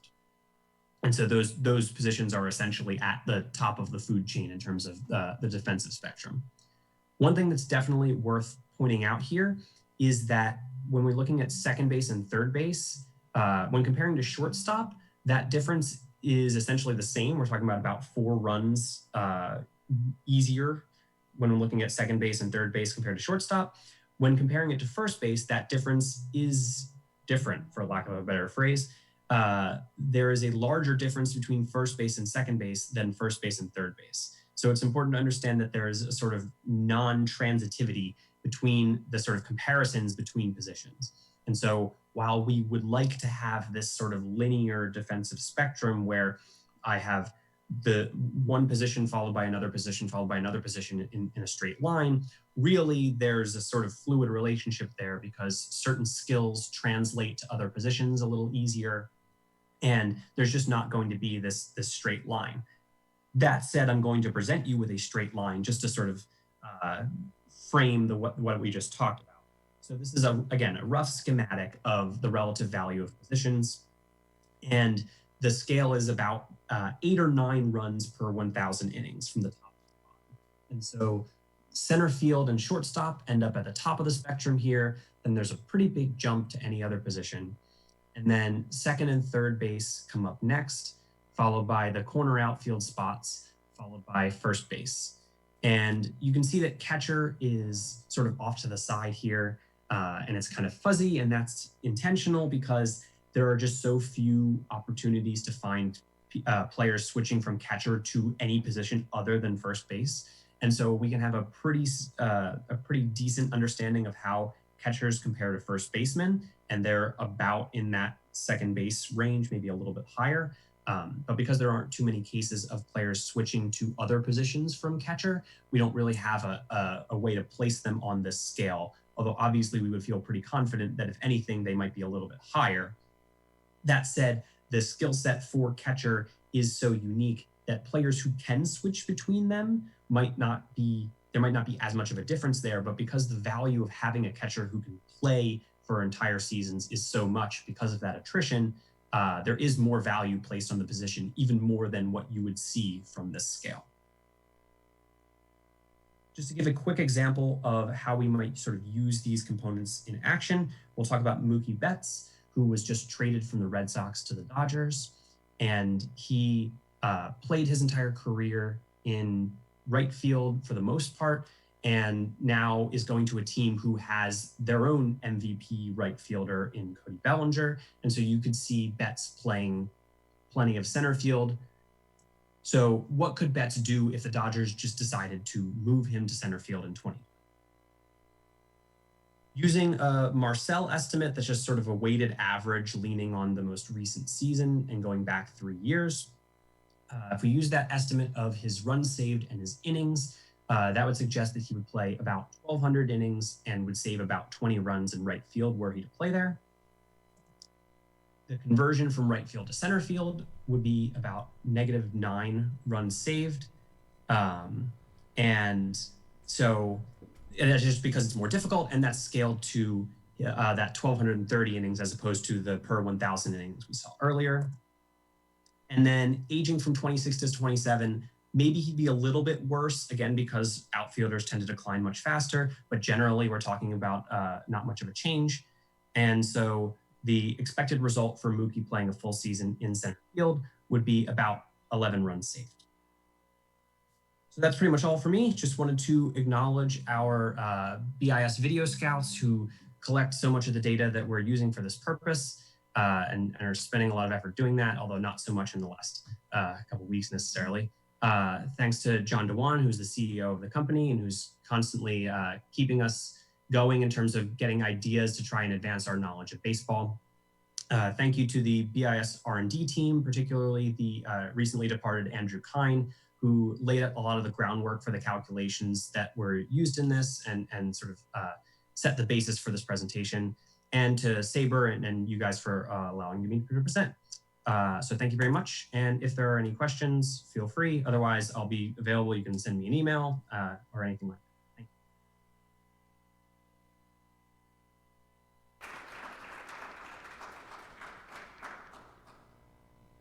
All right. Thank you, Alex.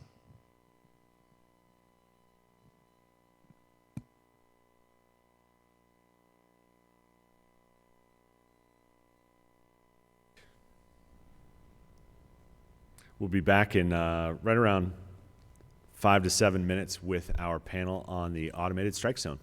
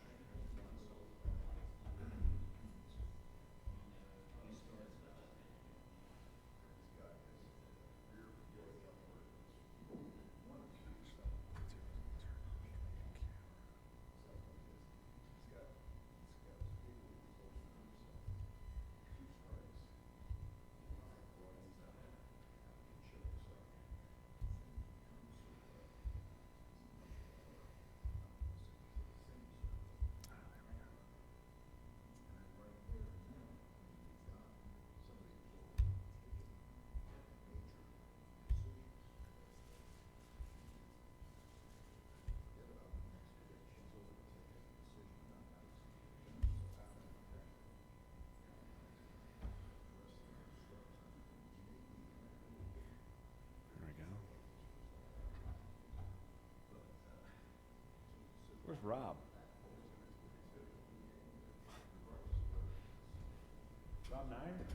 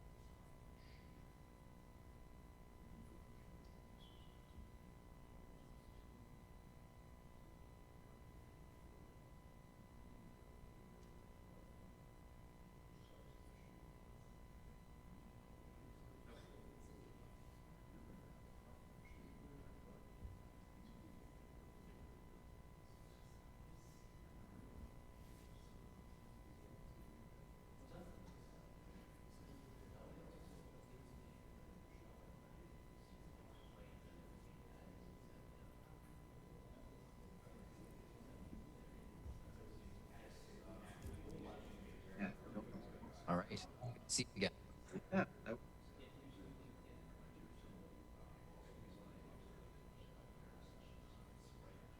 On the email the weekend.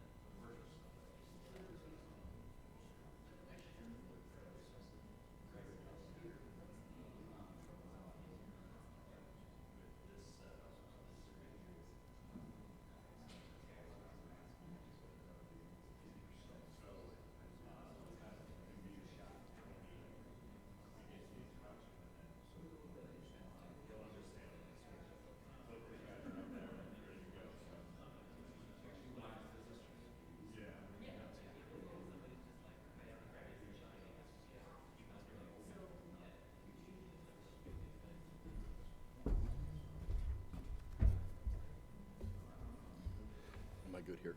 Yeah, sure.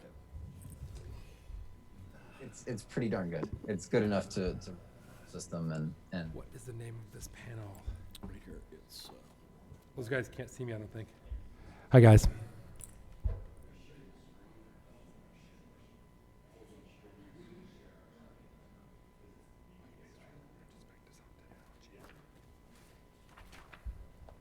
yeah. Yeah.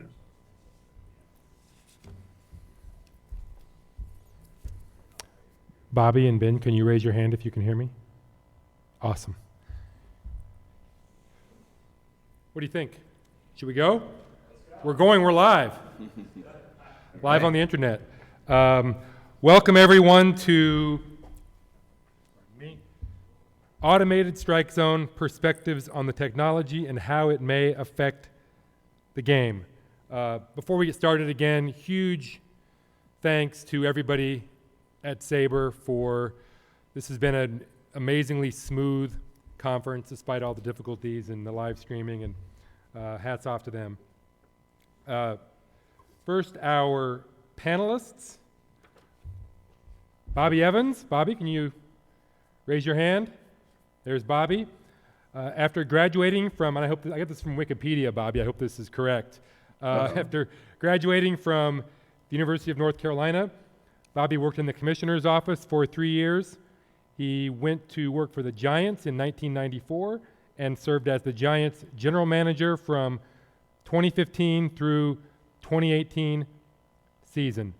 Ben Jedlovec, known Ben for a long time. Ben is the Director of Engineering Data Quality for Major League Baseball. Ben, someday you'll have to tell me exactly what that means.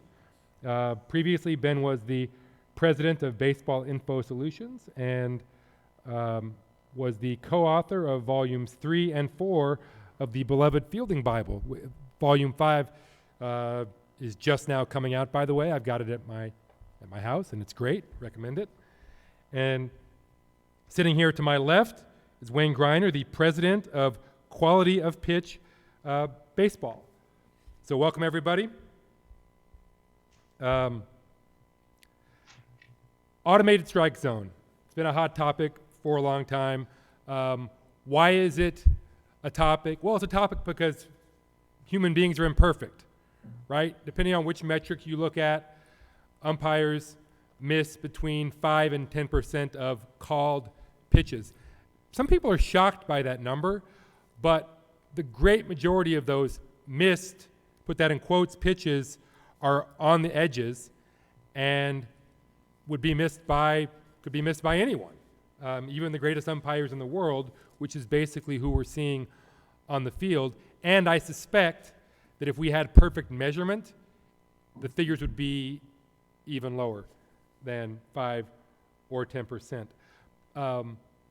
That said, with the ability of our technology, existing technology, the cameras, when umpires do miss pitches or when they seem to miss pitches, it becomes a story. We probably all remember young Brennan Miller and Aaron Boone last July. If the Nationals had not won the World Series last fall, the plate umpire in Game 5 would be a big story now. Not that either of those umpires necessarily had bad games, but there was a perception. And when you have a perception that an umpire is having a rough game or misses a big pitch, we're always going to come back to why are human beings doing this? And we can get into why human beings do it at length, but the discussion isn't going to go away. So in the short term, what have we seen? Last summer, in the second half of the season, the Atlantic League used an automated strike zone. The Arizona Fall League, right here in Phoenix, used the automated strike zone, I believe, in one ballpark for 2 teams, or maybe it's 2 ballparks, but we've seen it. There's a lot of data now, and I think Ben can speak to this. There's a lot of data on how well it works. So Ben, I would like to start with you, just your sort of executive summary of the implementation to this point and the technology that's used for the automated strike zone. Sure. Well, thanks for having me, everybody, and thanks for to SABR, as you said at the beginning, Rob, just for continuing to host this event in light of recent events and everything. I would say on this topic in particular, the automated strike zone is an interesting one, given just how far the technology's evolved in really just the last 3 to 5 years. We're at the place where we can have this conversation, and it's a realistic possibility for the not too distant future. And that's just a testament to the technology industry overall.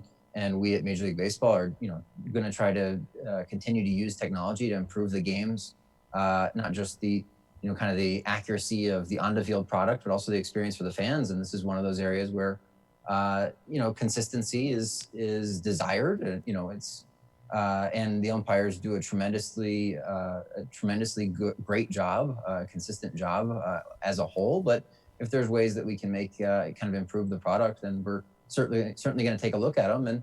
And as mentioned at the top, it's the technology has really put us in a place where we can have this conversation and really explore kind of the edge cases and the intangibles and the human elements that could be impacted by such a technological change. Ben, can you describe the actual hardware that's been used to this point?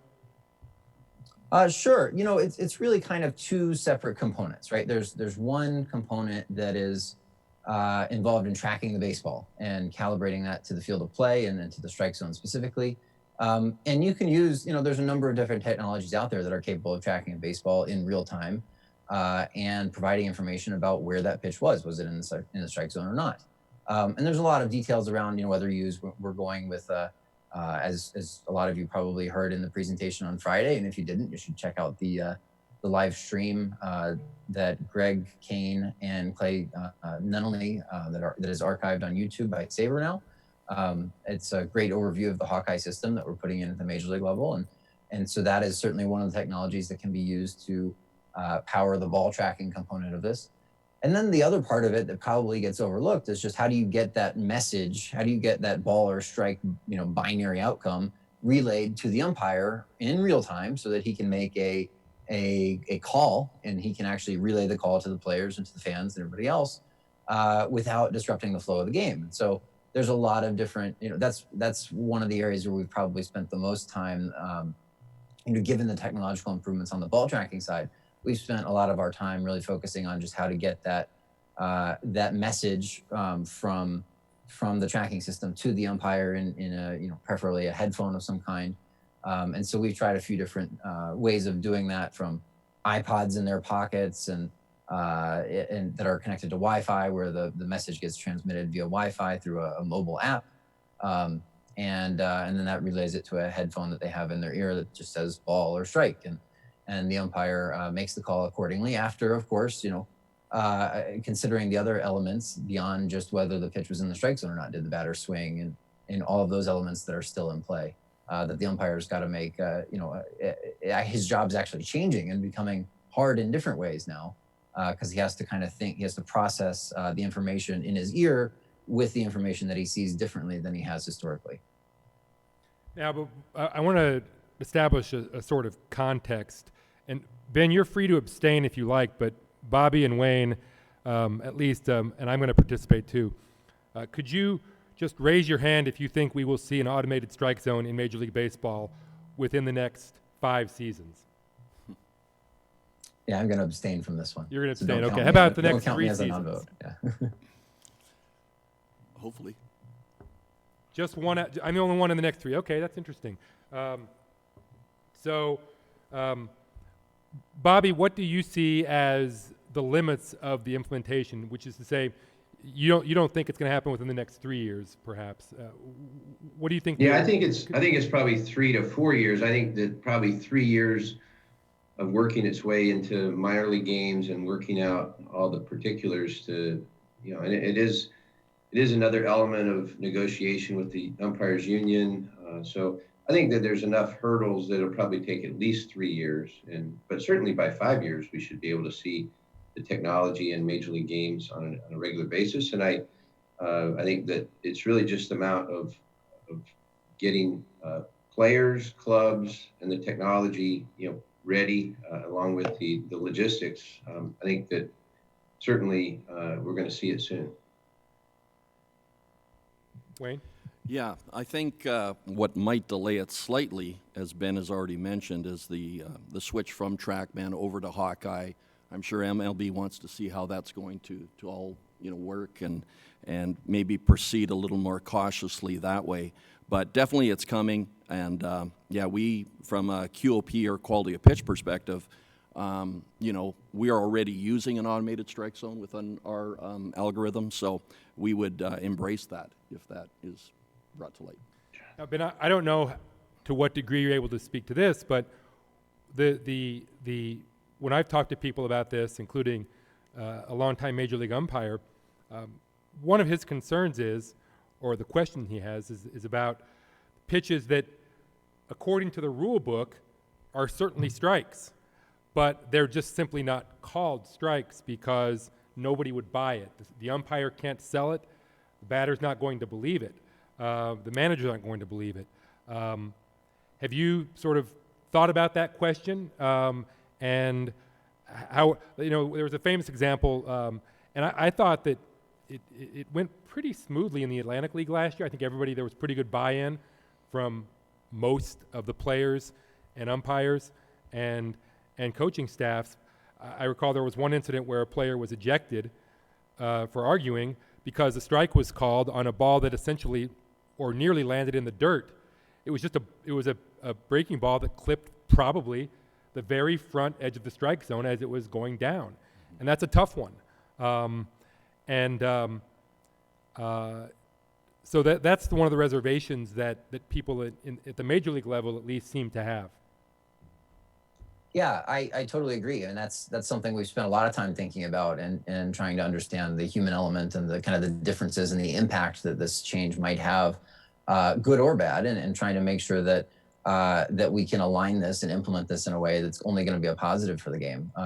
So there's all sorts of things you can do. I mean, you can theoretically look at changing the rules of what the strike zone is supposed to be, and it's relatively trivial. My colleagues who are doing the programming for this are probably going to debate this a little bit, but it's relatively trivial to change a couple lines of code to redefine the elements of the exact dimensions of the strike zone. If you want to find a strike zone that better aligns with the expectations and kind of the historical aspect of what strike zone has been called. So really, this is an area where technology makes things possible that previously have not been possible, to get a consistent strike zone across the league, regardless of what park or what umpire or batter or pitcher or anything else.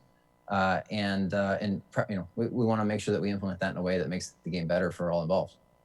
And Bobby, I think this is gets back to what you were talking about in terms of transitioning. You could certainly cut off, say, the front 2 inches of the plate, if not physically, in terms of what the actual strike zone is how it's being read, but there've got to be unintended consequences when you change the strike zone that you cannot foresee until you actually do it. And I think maybe that's sort of your point. When you have enough data from the Atlantic League or the minor leagues, perhaps then you can at least begin to get a feel for what sort of effects that you'd have in the majors if you did that. Yeah, and let me be clear. I think this is moving, very quickly. I mean, I think that just the progress with the Atlantic League, the progress with the Arizona Fall League, and I think the technology is incredibly, Ben can speak to this better than I, incredibly close or virtually ready. I think there's just a lot of other mechanisms that need to get, clarified and cleared in order to actually implement it. But as soon as we start seeing it in Major League spring training, I think that'll really be the final testing ground.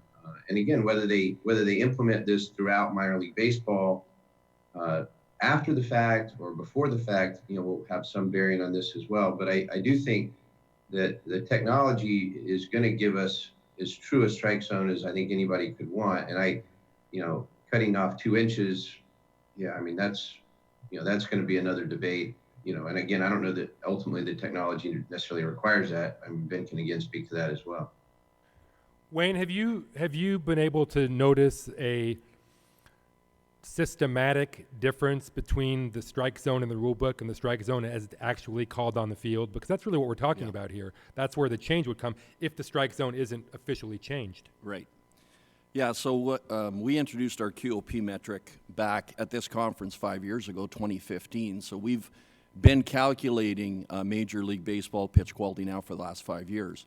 And after calculating over 700,000 pitches per year, going back now all the way to 2008, we have over 10 million pitches where we've been able to calculate the quality. And we use 6 different measurements within our algorithm. So 4 that are movement-based, but then obviously location and velocity are extremely important. So as we look specifically at that location coefficient, it's been interesting to see what's happened over the last number of years. So it appears back in the mid-90s, over the last 20 years, that some umpires, maybe not all of them, are granting that strike call to those balls that we know are low or even below the strike zone the way it should be called.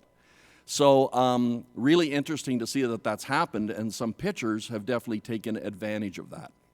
And just one example I could give you would be a guy like Justin Verlander, who has above average command on all of his different pitch types, but also is exceptional when it comes to vertical break on all his pitches. So there's an example of a guy that has a reputation for being around the strike zone. He is granted a lot of strike calls being around the plate, but he does have a lot of pitches that end up actually being below the strike zone and still getting the strike call. So somebody like that might be penalized a little bit with an automated strike zone. Now, could Justin Verlander adapt? Of course he could. But we're saying right now, there's one example of a pitcher that could be affected by this type of implementation. And I've seen a study showing Clayton Kershaw getting a number of close pitches called in his favor, presumably because he has such great stuff. And Ben, have you seen, I know MLB StatCast measures something called nasty factor, and it seems to me that the nastier the pitch, the harder it is to call. Have you noticed that sort of effect? I don't know that we've, at least I don't think I've personally studied the nasty factor. I mean, I know we've done an analysis of different pitch types in certain locations and tried to evaluate, kind of the differences between the strike zones there. And, we've got a long history of, just kind of evaluating umpires and tracking their progress and helping train umpires around the strike zone and such. And so there's a lot of data we've been tracking on that front. And, but again, it comes down to, what is the best compromise or best style of play, best strike zone that for the whole game moving forward? Is it something closer to the rule book strike zone? Does that need to be potentially adjusted to align with historical preference or something else?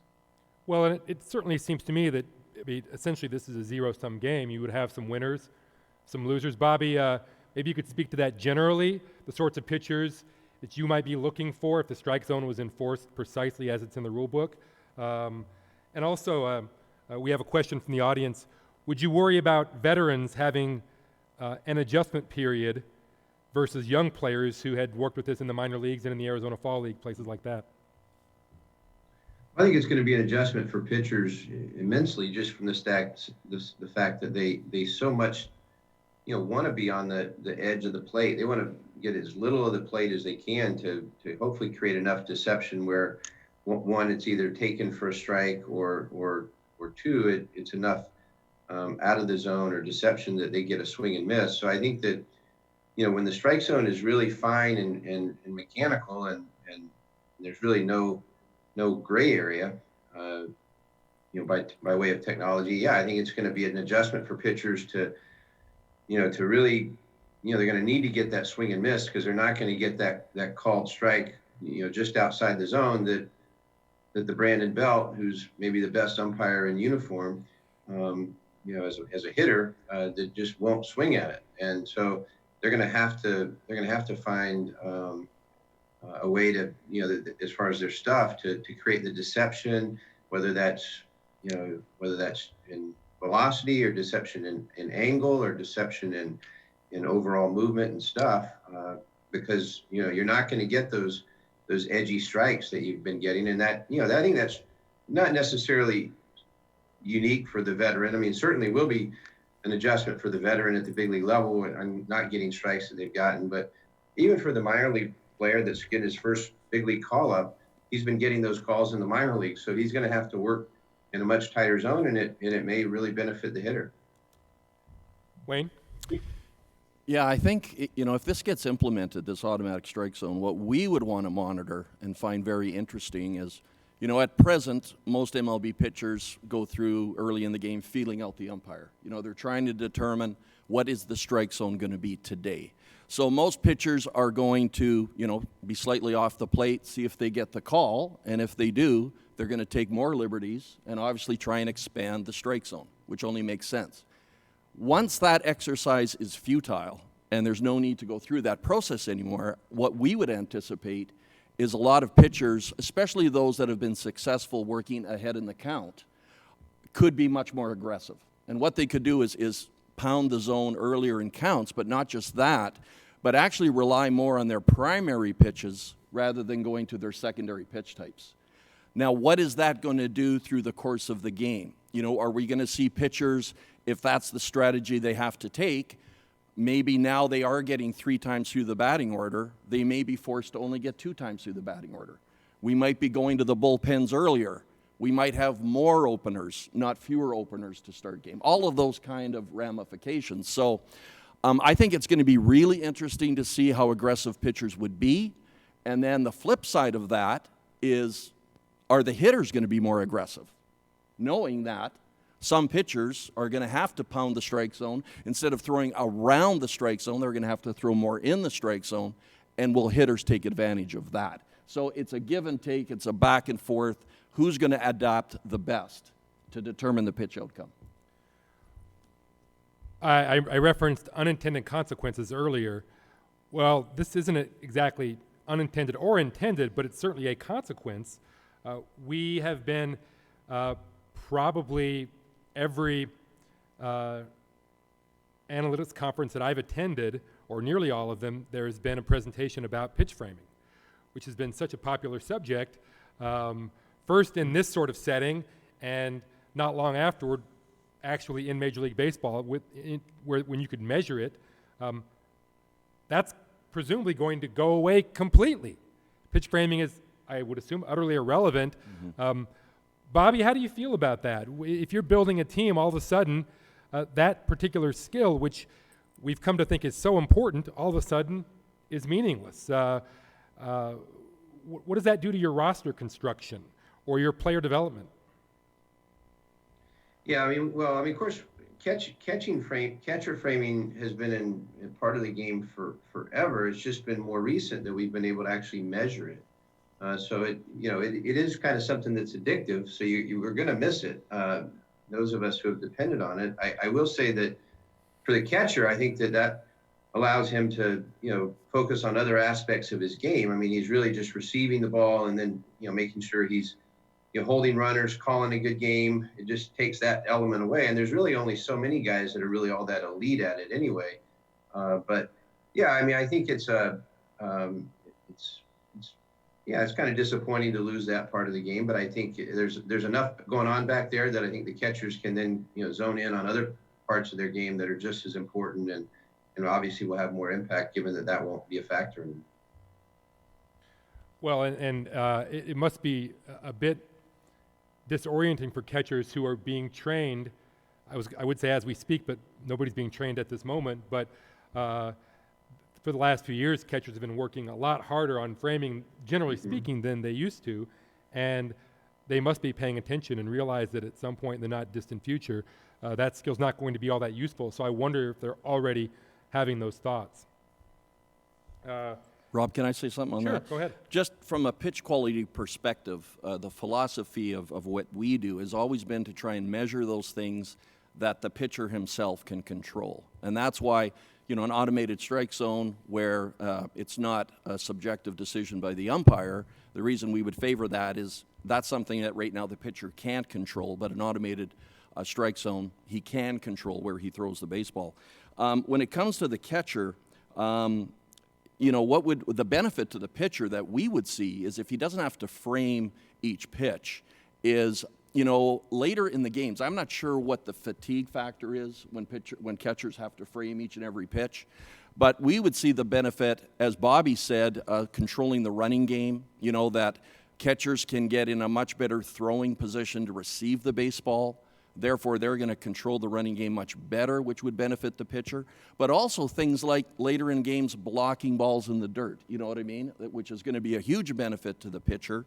But even things like fielding their position, if they don't have to frame pitches throughout the game, later in the ball game when that hitter lays down that bunt and they can field it in a better position and throw the runner out, that's, again, a huge benefit. So I'm not sure what the fatigue factor is for framing, but it's something that would be very interesting to look at if we go to an automated strike zone. Well, and the overarching effect, presumably, is that, catchers will hit better. Yeah, exactly. They won't be as tired, and they simply won't be chosen because they're good pitch framers. Yeah.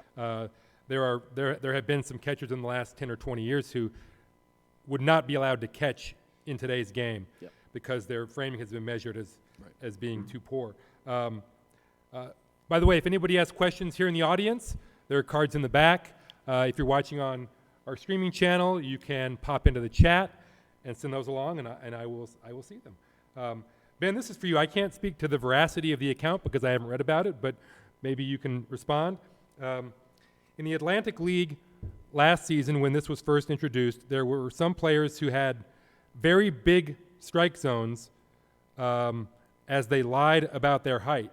I mean, obviously, that sort of they didn't want the big strike zone, but there certainly are players who are not as tall as their listed height.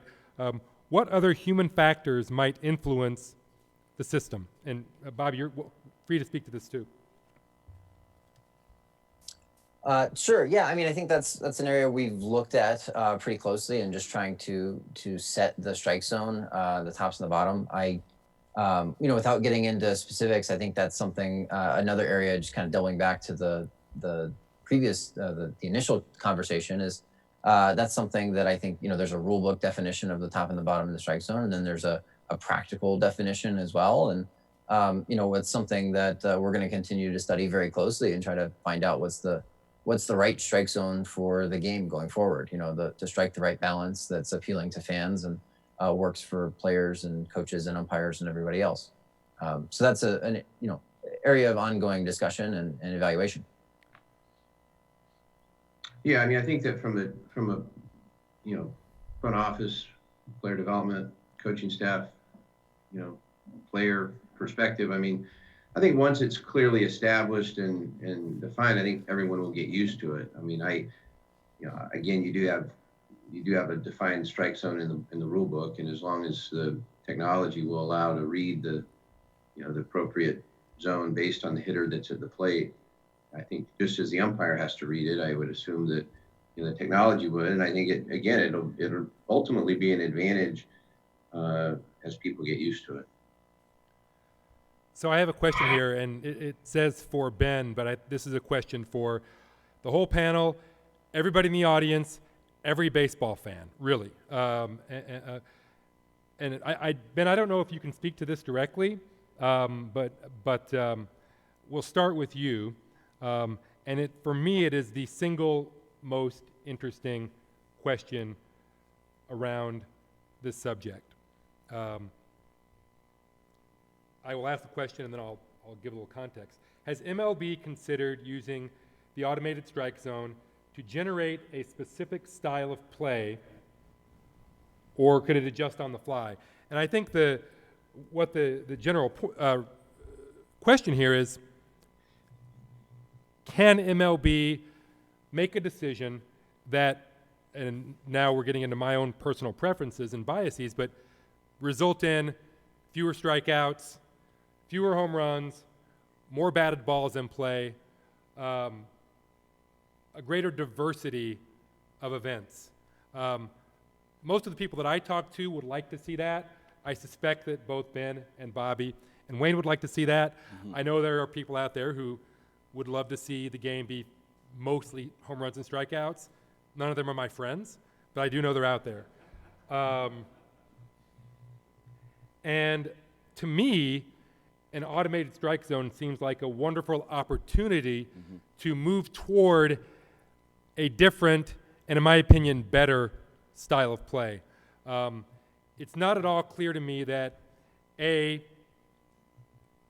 League Baseball or the Players Association have the will or the ability to move in that direction in a concerted fashion because of both the politics involved and also, again, unintended consequences. Can you really model all these different factors to arrive at 10% more ground balls?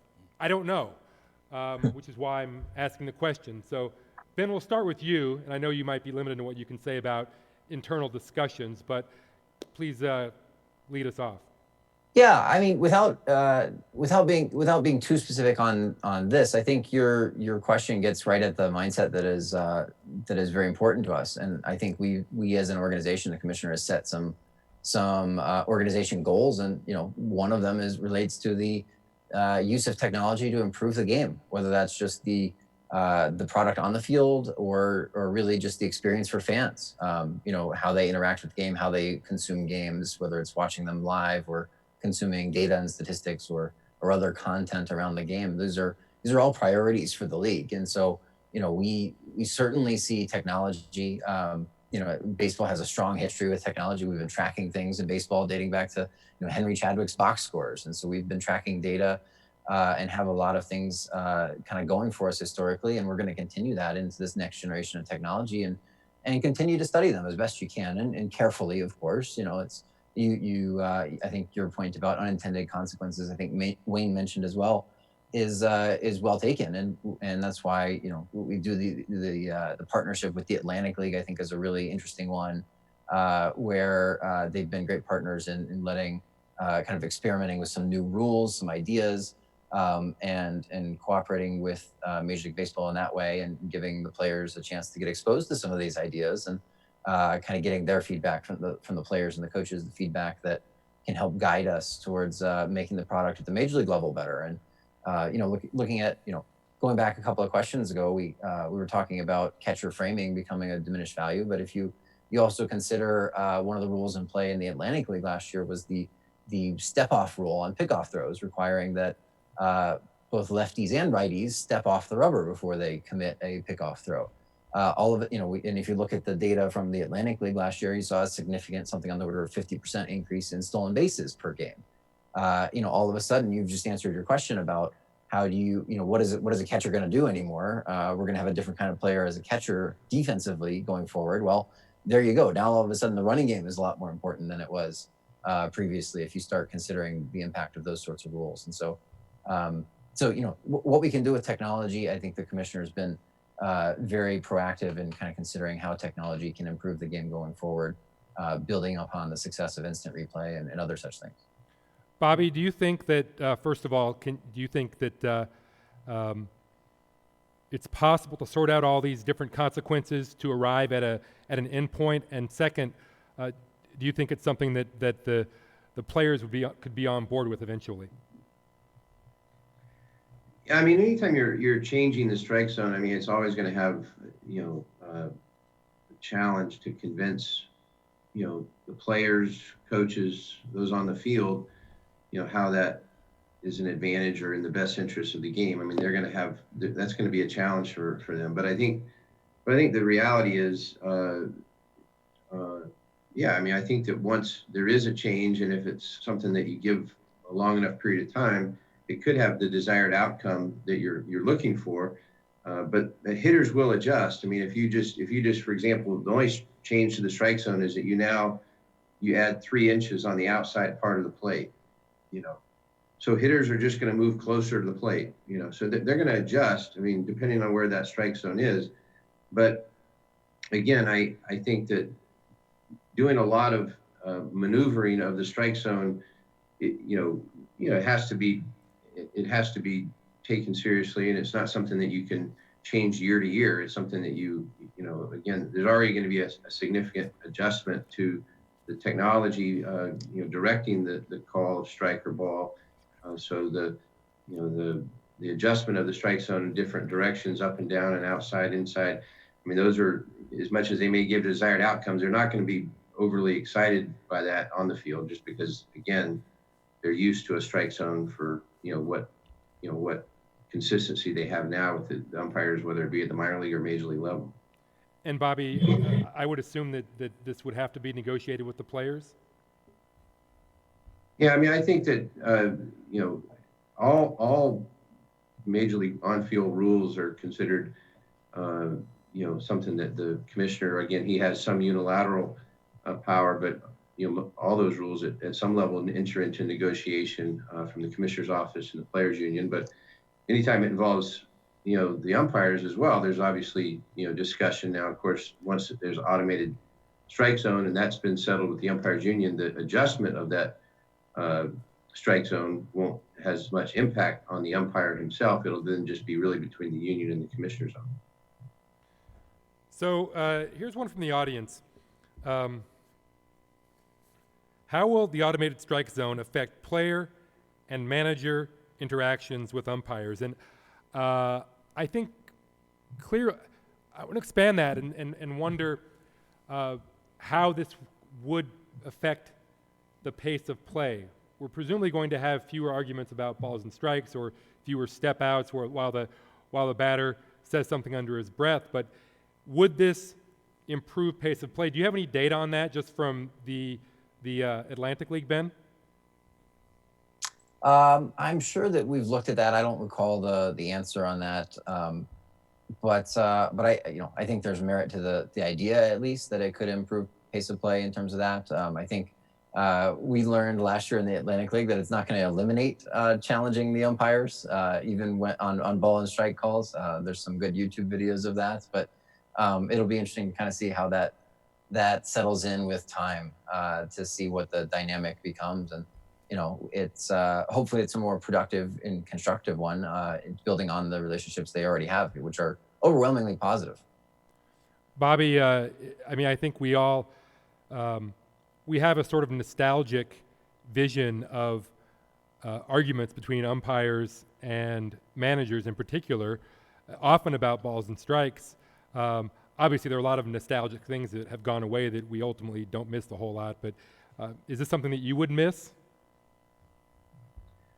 Yeah, I mean, the human interaction is obviously is exciting part of the game and has been for a long time. And it'll definitely be different. I guess, instead of the fact that you'll have the ability to call or, request a replay, maybe there'll be the ability of the manager gets one opportunity during the game to ask that the technology be recalibrated, in between innings so that it's, as accurate as possible, Ben. I don't know. I mean, I'm sure that the recalibration is once a year. Maybe the umpires can, or the managers can get a chance to recalibrate once per series. I don't know.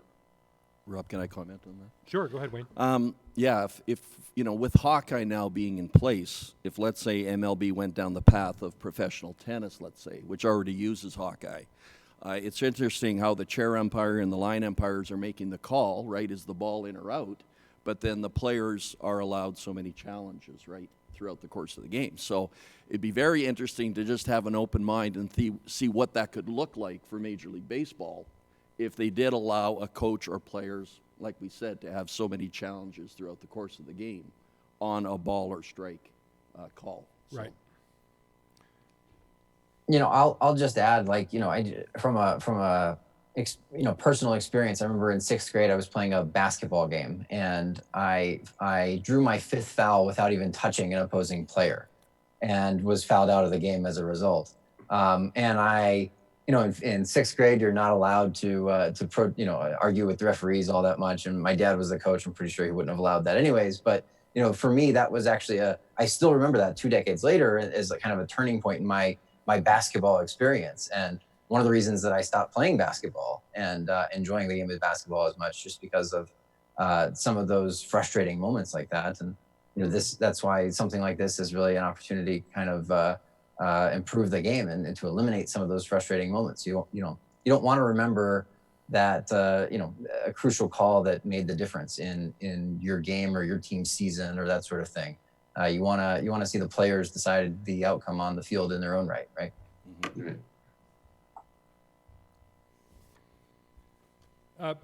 Ben, a question from the audience. Do you foresee concerns about technical difficulties during a game? And it's, there's an interesting dynamic that I'm just now considering, which is, what if the technology blinks out during a game and your umpires have not spent the last X number of years training to call balls and strikes? Do you just stop the game until everything's back online? So what we do right now in the Atlantic League is if there's some sort of malfunction, especially given we don't have quite the full infrastructure and support staff on hand at an Atlantic League game that we do at a Major League game. And so if the technology has some sort of malfunction in the Atlantic League or somewhere else, Salt River Field where we were testing it in the AFL last year, the umpire is empowered to make his own decision. And at this point, that's not the kind of the eventuality you're anticipating hasn't become a reality where they've forgotten how to call balls and strikes. I don't think that's a immediate future concern, but I think it's something that should be thought through. And of course, the kind of the fallback options if there is a malfunction, if there's a If something else needs to prompt, if there needs to be whatever the 0.1% of the time there's a malfunction, or less than that at this point with the tracking rates at the major league level. Thinking through the mechanics of that is certainly something we're getting more testing, more repetitions under our belt to get more experience to handle those situations better. Bobby, you are at the moment a neutral party. I want to give you the last word here. I think we agree that the automated strike zone is inevitable. It's coming. It's a matter of when, not if. I really just want to get your take, having been in the game for so long. Do you think this is a good thing for the game long term, and why or why not? I mean, I think it's just an advantage that we should give every opportunity to be a part of our game. I think the fact that you could have a strike zone that is, not with human error, if you will, and as limited as that human error is now, the fact that you can eliminate that, I think that's an advantage to the game, and should only make the game more exciting and better. I think that just as we have instant replay, really to just try to get closer to that 100% mark on the plays at hand, to have a strike zone that's perhaps 100% accurate or 99.9% accurate. I mean, I think that's a desired outcome for fans and the players in the game. It does change things. It's not necessarily in a comfort zone for all of us, and there will be challenges, of course, whether that's with technology or challenges with just establishing what that strike zone is, and players not getting different strike zones in different ballparks, and they're supposed to be the same, but they're not, and I'm sure there'll be a process for making sure those adjustments are made and calibrated and functioning at a high level. And I think ultimately finding ways to get surefire accuracy, I think, is an advantage to the game. I think we can't forget how check swings, for example, are something that's currently not part of replay. It's currently not going to be affected by a strike zone. So there's other things in the game that are still going to have to be measured, and they're still going to have challenges. But I think this is one that we should look forward to in time. Bobby, Ben, Wayne, thank you for joining us. Thanks to SABR for making all this work. This was great. Thanks. Thanks, everybody. Thank you, guys. Nice job. Thanks, Rob.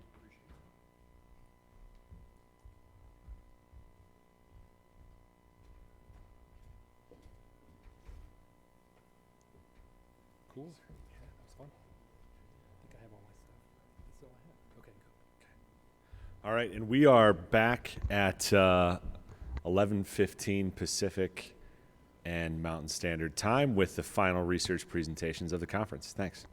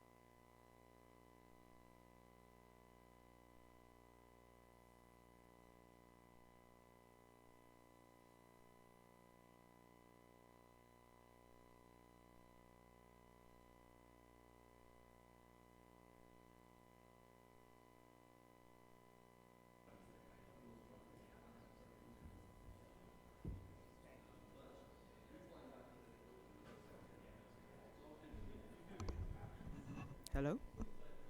Testing.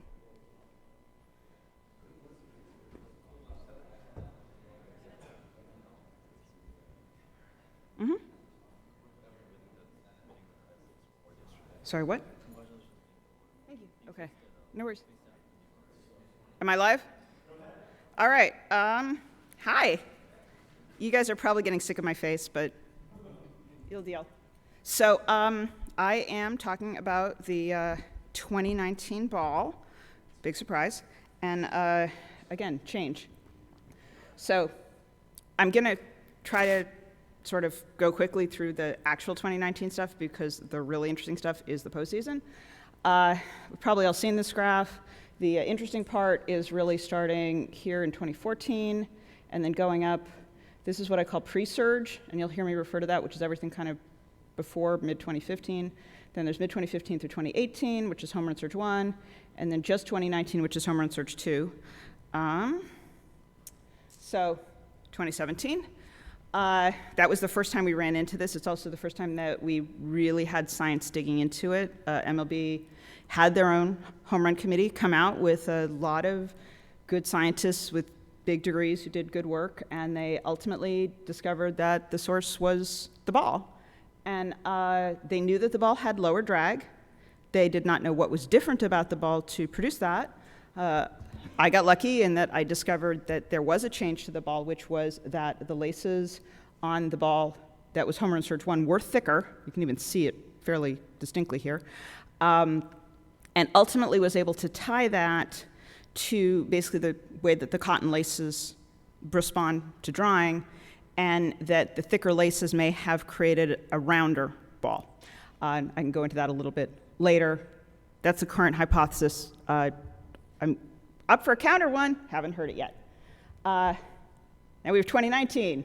Just when we thought like we had everything covered, we had this season come up, last season, and this one was maybe because we knew what to look for. Lower drag started showing up immediately. Like this is from the first week of the season. Rob Arthur did this on April 5th.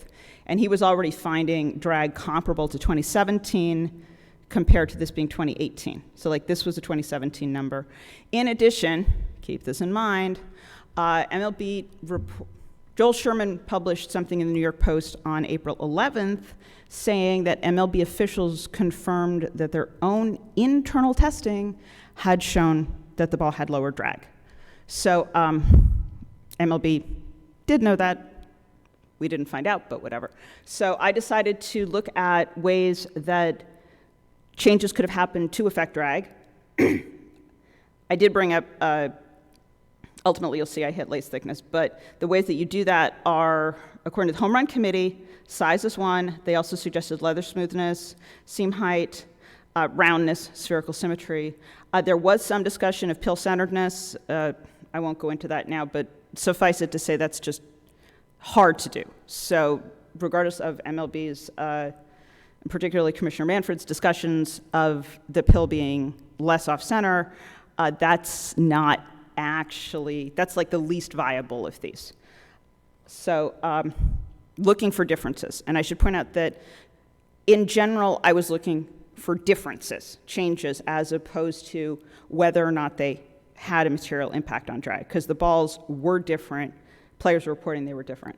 So in terms of size, as you can see from the graph here, and again, all these colors sort of, all these colors sort of fit with what I showed in that home run graph. Just, it makes it easier to follow years. There really isn't a significant difference with circumference. By the way, all of these are within spec. So if you ever hear balls not being within spec, if they're not within spec, they're not game balls. Good reason for that. So it's kind of a weird thing to talk about as far as game balls. So size hadn't changed. Leather smoothness had. I did this by measuring coefficient of static friction, which is just basically the tangent of this angle when the cover starts sliding down. Helps that you can, that I do remove the covers. What it turns out, and this is where you see the first change, is there's absolutely a statistically significant difference between 2019 as far as smoother leather in the context of static friction versus every previous year. And this goes back presumably to 2000. Definitely 2010, but I have some there earlier. It turns out that the smoothness is unlikely to affect drag. Barton Smith did some good work on this, showing that a smoother baseball, if anything, it's either not going to have an effect or could even make the drag increase. You have to have an incredibly rough baseball for it to have an effect. So this is more, this change happened as opposed to this did affect drag. However, there's more. Seam height, and this was particularly interesting because it's not just that seam height was lower, but taking the average of the seam height was a factor of 2.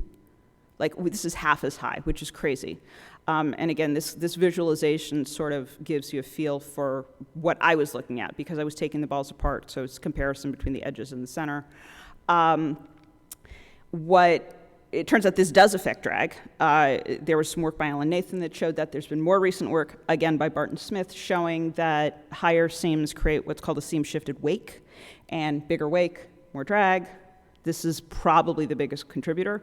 Another thing to take into account, though, is the lower seams we're seeing now, plus the smoother leather, despite not affecting drag, did create massive grip problems for pitchers. So this was not an easily pitchable ball, regardless of how it flew. So more changes? More changes. In addition, the 2019 ball turned out to be rounder. The previous work that I found was basically, and this is actually the average of all of these. This was a trend that we saw, such that this dotted black line is perfectly spherical, absent the seams. And so what I found was that the 2018 ball was rounder than the pre-search ball. However, 2019 one is perfectly round, which is crazy. Also, there is, and this becomes important, a statistically significant difference between the pre-search balls and the 2019 balls. Other reports that you'll see will not differentiate seam height and spherical symmetry. It's only because you have to take the balls apart to do that. So it's basically, they have one variable, I've turned it into 2. The results are consistent. So, change 3, change 4. You knew I had to look at lace thickness, even though, as you're going to see, it turns out lace thickness is not actually necessarily drag related. What was interesting here was, here's pre-surge, here's home run surge 1, and by the way, the higher number turns out to be thinner laces because we're talking about wraps around this. So more wraps means thinner laces. This is just from earlier work. But so the 2014 ball, thinner laces, home run surge 1, very consistent, thicker laces. Home run surge 2, we're back to pre-surge thinness. And the thing that's strange about this is if we go back to the previous graph, these laces, which were like sort of massive deformation from spherical, and these laces, which are perfectly spherical, are the same. Which sort of makes for a problem with this idea of deformation around the seams being related to lace thickness.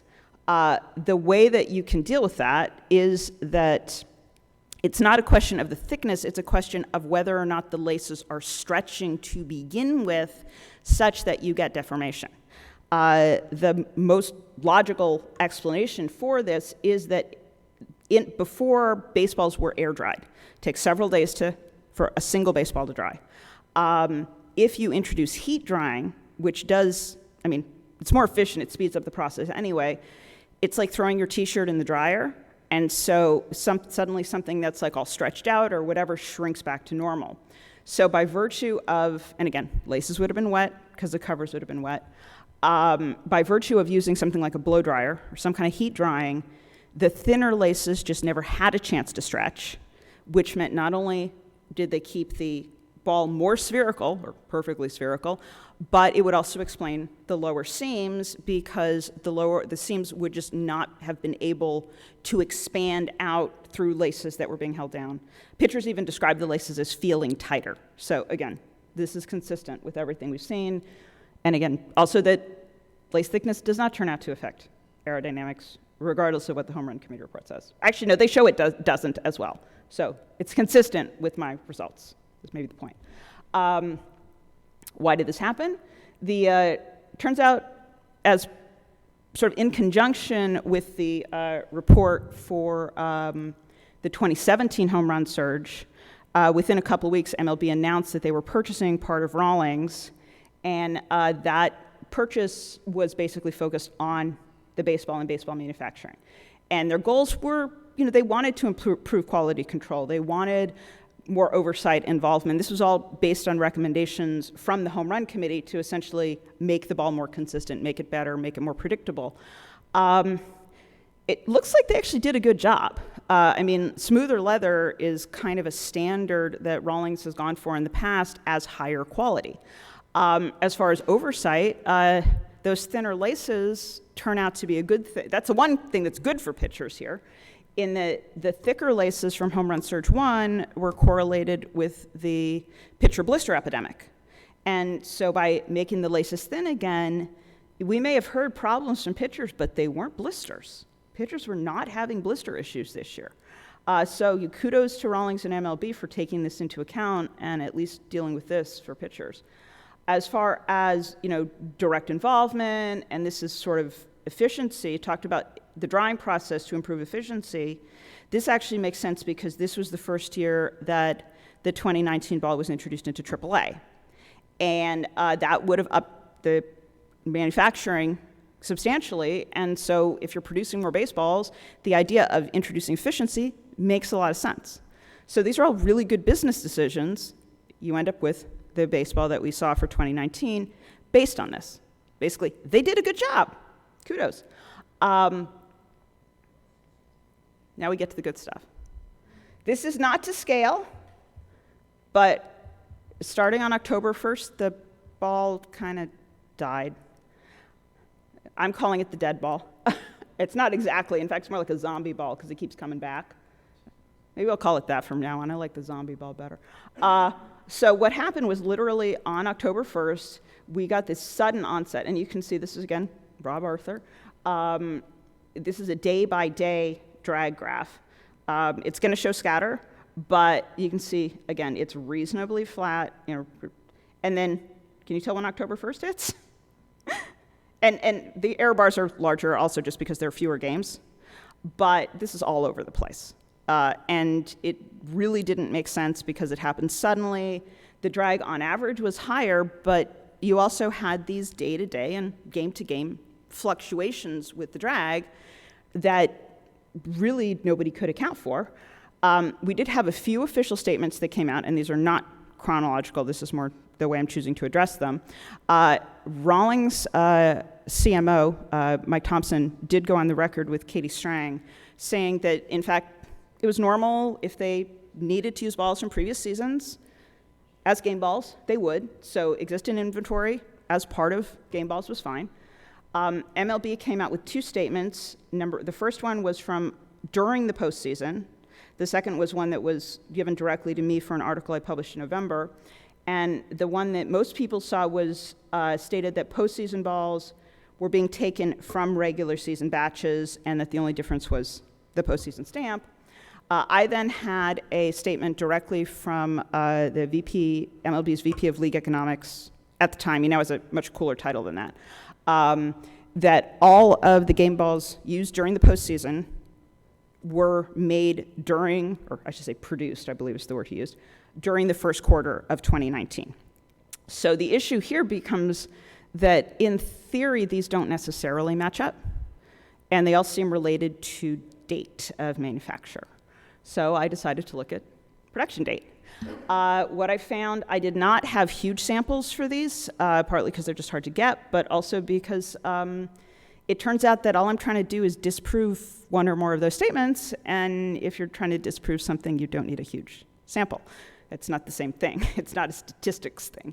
So what I found was I had 3 balls that were game used that were labeled 2019 postseason, basically like ball A here, and 7 balls that were unused game balls that were labeled 2019 World Series. And these were all game balls. For ball A, which is again labeled 2019 postseason, there were two things I looked at. Lace thickness, because we saw such a dramatic difference, and that's like an easy one that you can tell just from a single ball is going to be different. And then I also managed to decipher the batch codes, not entirely, but enough to be able to get like a date per year, such that I could then differentiate between, say, 2018 and 2019, according to Rawlings batch codes. So as far as lace thickness, what I found was that ball A, the one labeled postseason, did in fact have 2019 thick laces. And for anybody who's here, I actually have samples showing this stuff in my magic box that has all the toys. And God, that sounded bad phrasing. Anyway, ball B, turns out that the laces were far too thick to be 2019. They were definitely pre-2019 of some sort.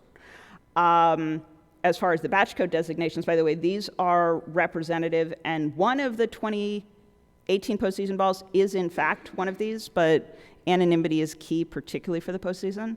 So I'm not showing you the real batch codes because I can't afford them to be tracked to my sources. It was a big deal. So anyway, for ball A, it turns out that it had a batch code like this, which was fit with the 2019 regular season. Ball B had literally exactly the same as one of these three, which were all 2018 and appear to be manufactured in one of the last batches of 2018. So what that means, before that, what I also found, and this was interesting, was we've already seen, okay, there's some kind of mix. In addition, quality control before the postseason would always have, and this is my own experience, Rawlings has not confirmed this, but having taken apart a lot of like more than 100, just a lot. We've got game balls would have this, what I always call a clockwise direction for the stitches. This one, of the three I got, one of them had stitches going in the opposite direction. In the past, this likely would have been a quality control fail. I showed something about this with the juice ball panel. So essentially what they were doing was they were using a ball that would have been disqualified before now as a game ball during the postseason. So now we got it. So what are the differences we're looking at? Well, first of all, we're looking, and this is actually the big thing here, we're looking at a mix of 2019 and certainly 2018, but possibly further back, game balls used during postseason games. They're not all 2019. It fits with Rob Arthur's findings of the day-to-day fluctuations. It fits with descriptions I've gotten from pitchers about getting balls different, like, back-to-back, thrown differently from umpires. There's also this idea that the quality control standard had been relaxed. I should point out that those balls are still game quality. It's more an aesthetic thing.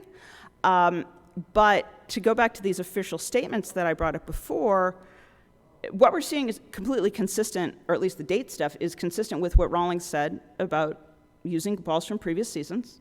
That's fine. MLB has become problematic, though, because the postseason balls taken from regular season batches is technically true.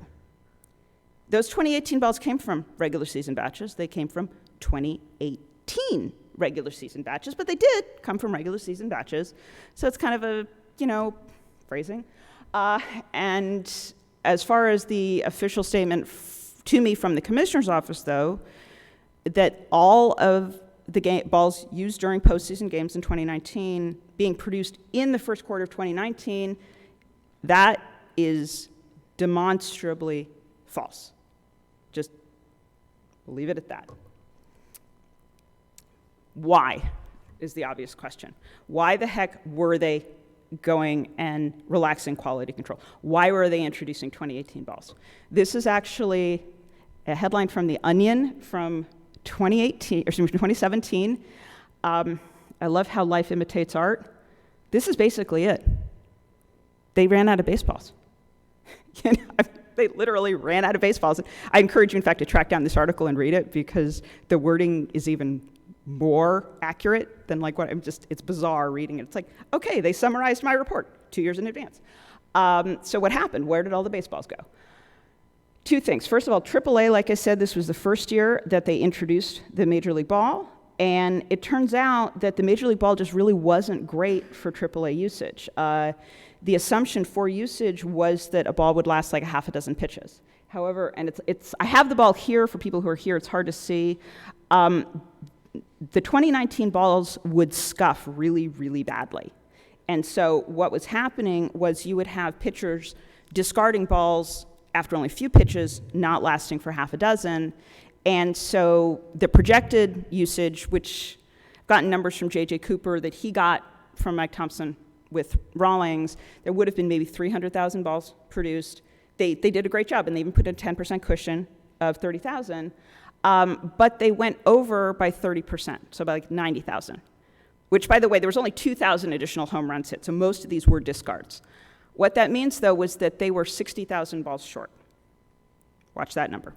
At the same time, usage was also up with MLB.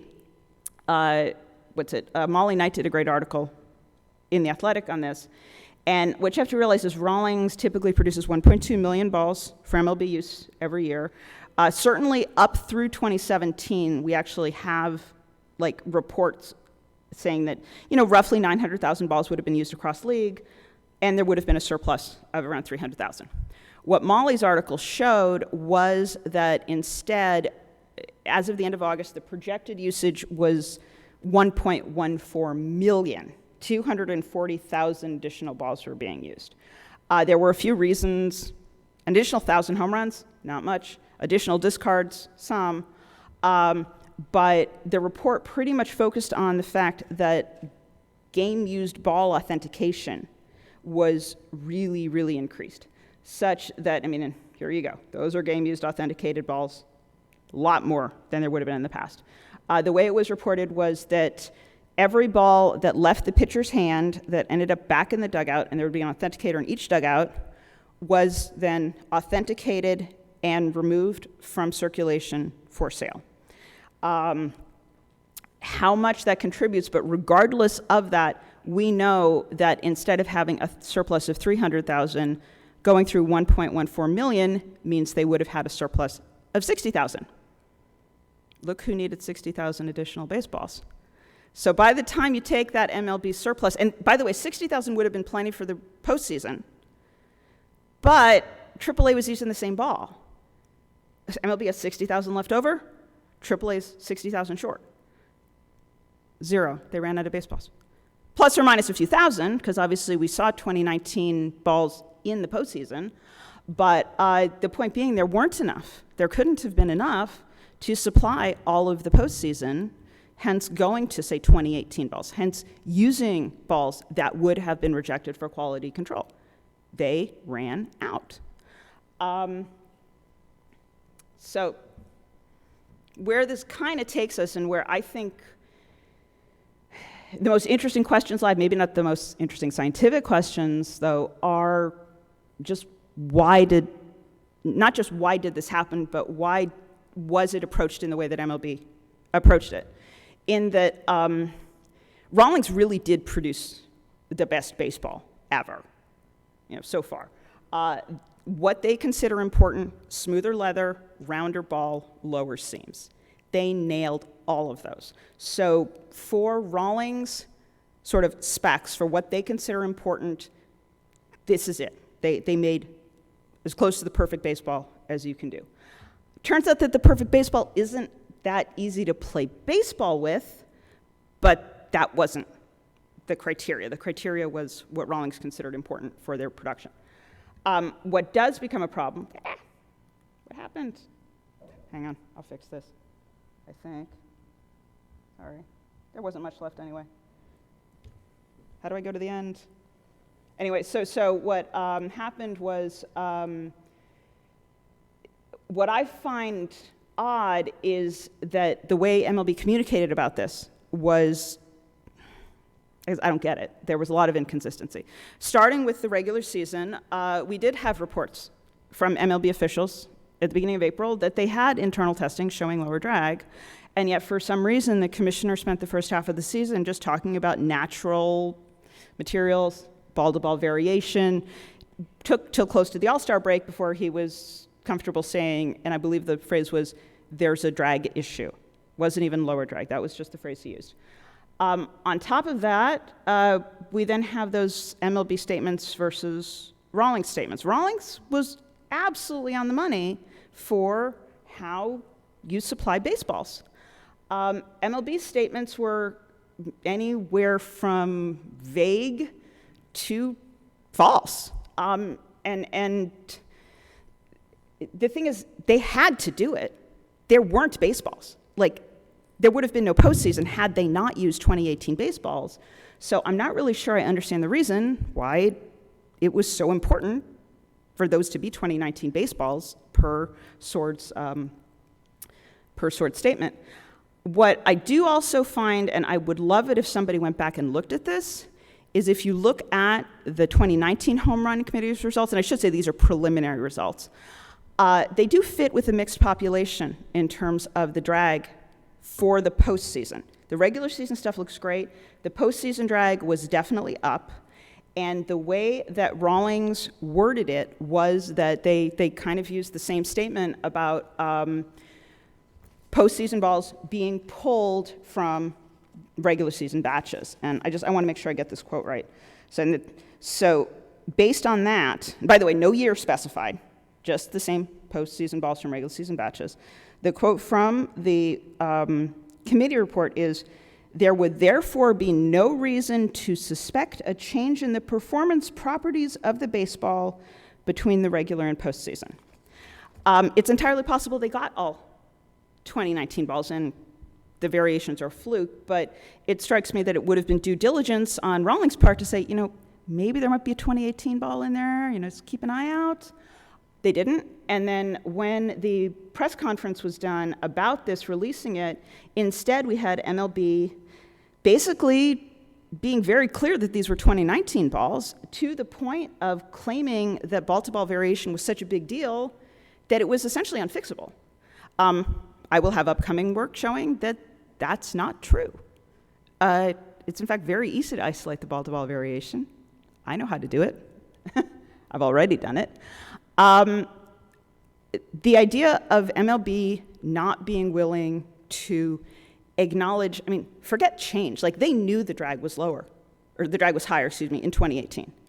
There's no question of that. Like, that's the only reason that you say, drag is different and lower is because the previous year was higher. So that is strange, but the idea that they would choose to take what's basically the perfect baseball and undermine that with this ball-to-ball variation being too big a deal to deal with, such that they can then, more comfortably state that they're 2019 baseballs, I guess I don't get that. It seems like there's this reluctance to acknowledge change that seems to be important to MLB that I feel like doesn't help any of us. They didn't tell anybody. They didn't tell anybody, including the home run committee. So there you go. Wow, I even have 3 minutes left. I can't believe that. Barton Smith should be on this thank you list. I feel bad. Thank you to The Athletic for letting me publish this. Thank you to Rob Arthur for doing such great work and letting me steal all this stuff. Thank you to SABR for everything. Not just this talk, but the whole conference has been amazing. And if anybody has questions, now's good, or after is good too. Yes, Russell? So do you think that MLB and Rawlings have the ability to change the ball, to deaden it, or to make it better? I think yesterday you said that kind of like by changing the laces or the leather, they don't have the ability to make a quick change in the future, but what can they do if they wanted to do that? I'm not sure. Let's put it this way: with the current infrastructure or the current way it's done, they're very. Let's say there's extreme lack of transparency. Might be the best way to put it. And so, until we understand more about their process and their decision making, I'm reverse engineering a lot. But it would probably help if people like me or Barton or Rob could get involved in a way, because I think we have information to contribute where that could be done. But without that, no, I'm not actually confident that they could make changes, particularly to things like the seam height, based on this. You know, I can think of ways to do it, but I won't do their job for them. Jacob, or you can shout. It's fine. I can hear you. But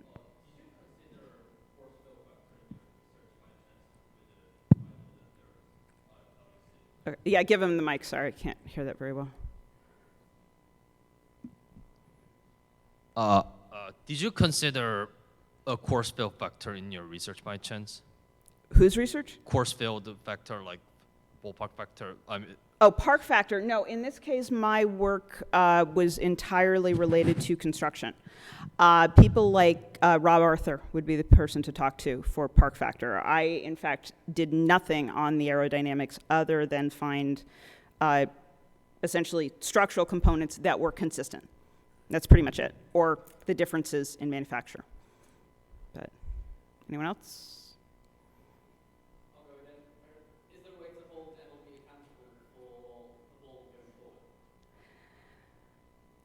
I have no idea. I don't. It would be interesting to know if, yeah, I guess that's all I can really say to it. Yeah. Good question. I agree. Thank you.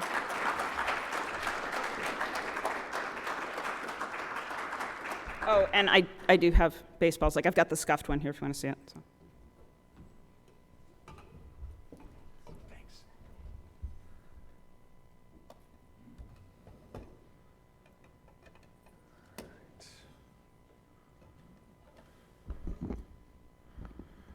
All right, Michael, can you hear me on the other end? So I've just shared my slides. Yes, we are. We're good to go. Great. If you have my face up there, if you could minimize it and stick it in the far top right corner, that'd be great. But I don't see it right now. Let me take one look here for you.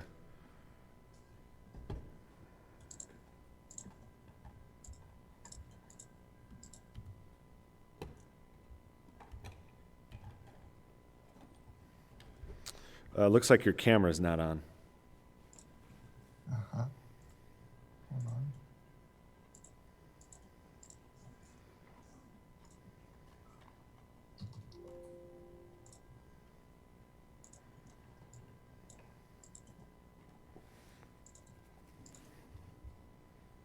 You see it now? Mm-hmm.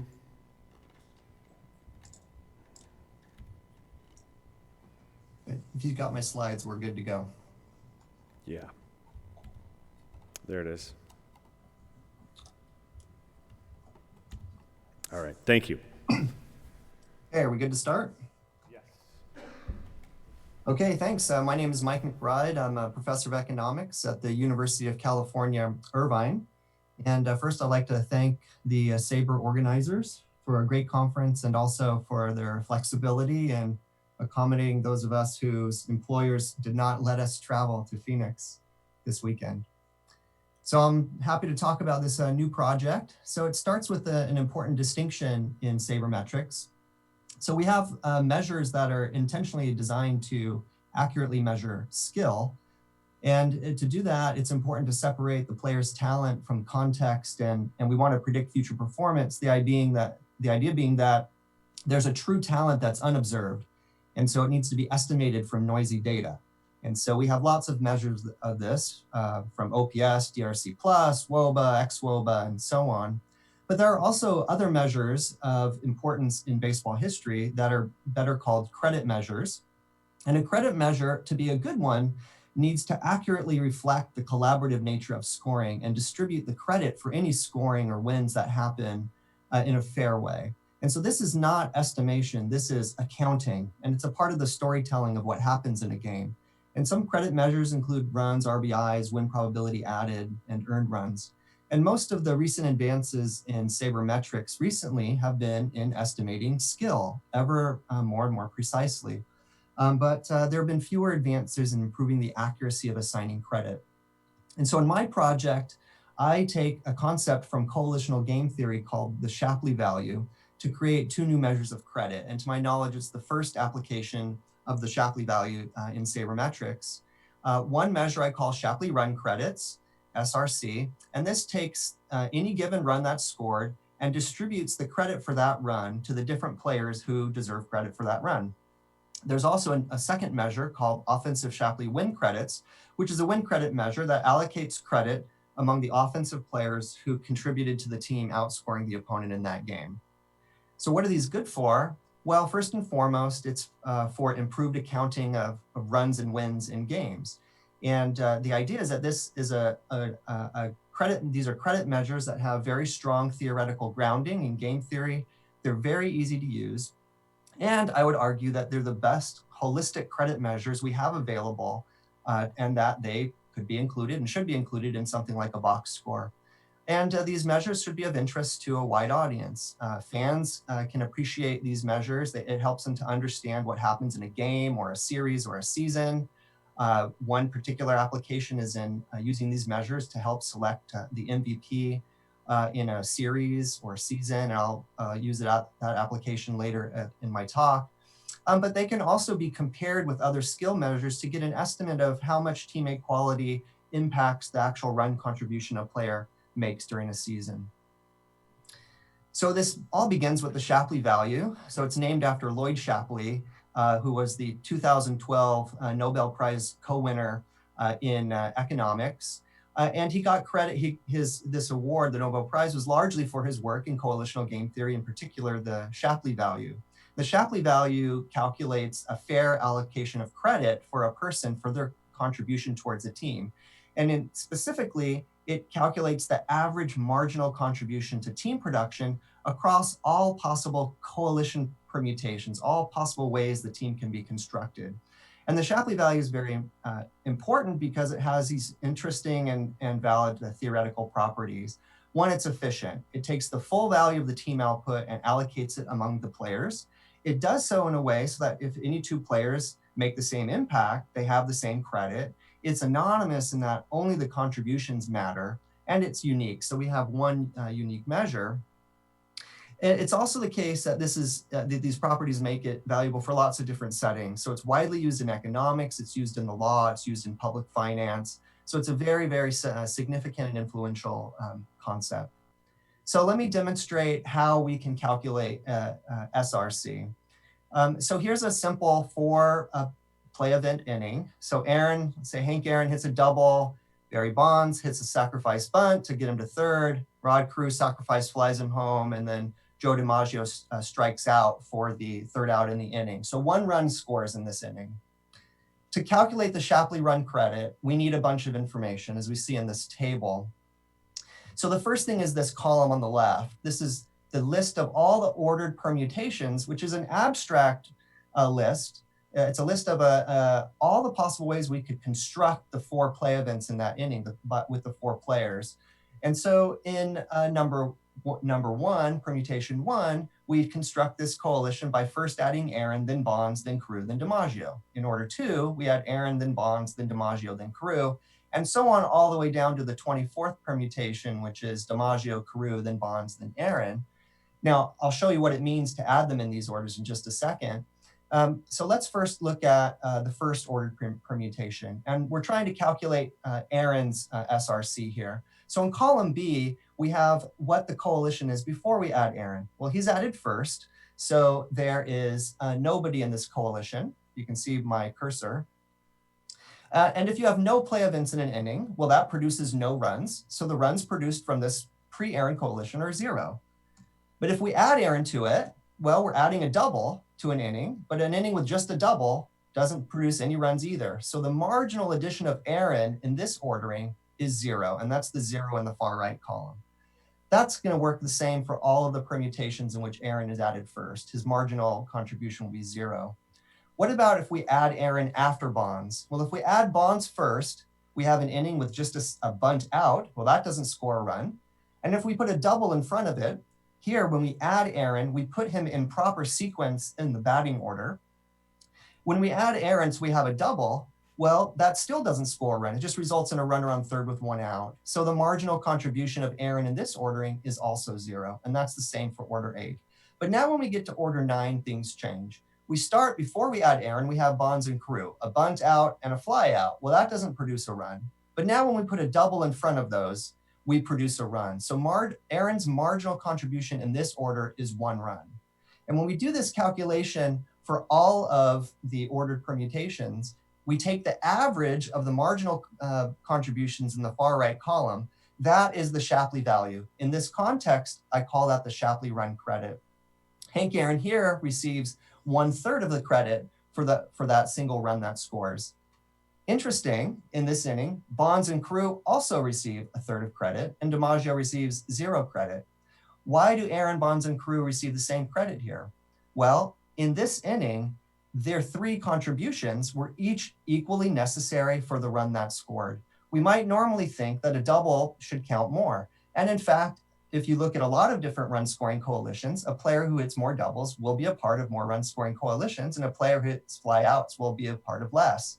But in this particular inning, they each deserve credit. According to this fair calculation by the Shapley value, they each deserve equal credit for that single run that scores.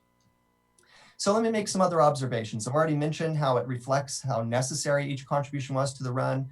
It's also true that we have this efficiency property, so that the number of runs scored is actually what will be the total of the credit allocated among the players. You can have a positive SRC without a runner and RBI. In this case, Bonds' sacrifice bunt moved the runner over, and that was a key part of the run scoring, so he received credit. What about a home run hitter? A home run hitter will receive the full credit for his own run and RBI that he scored himself, but he'll split the credit for the other RBI he gets in that home run. So in this second inning, Barry Bonds hits a 3-run homer, scoring Edmonds and Aaron.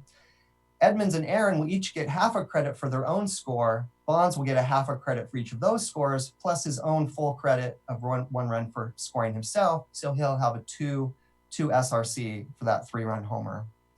In the third inning, we have another interesting case. We can actually have negative SRC.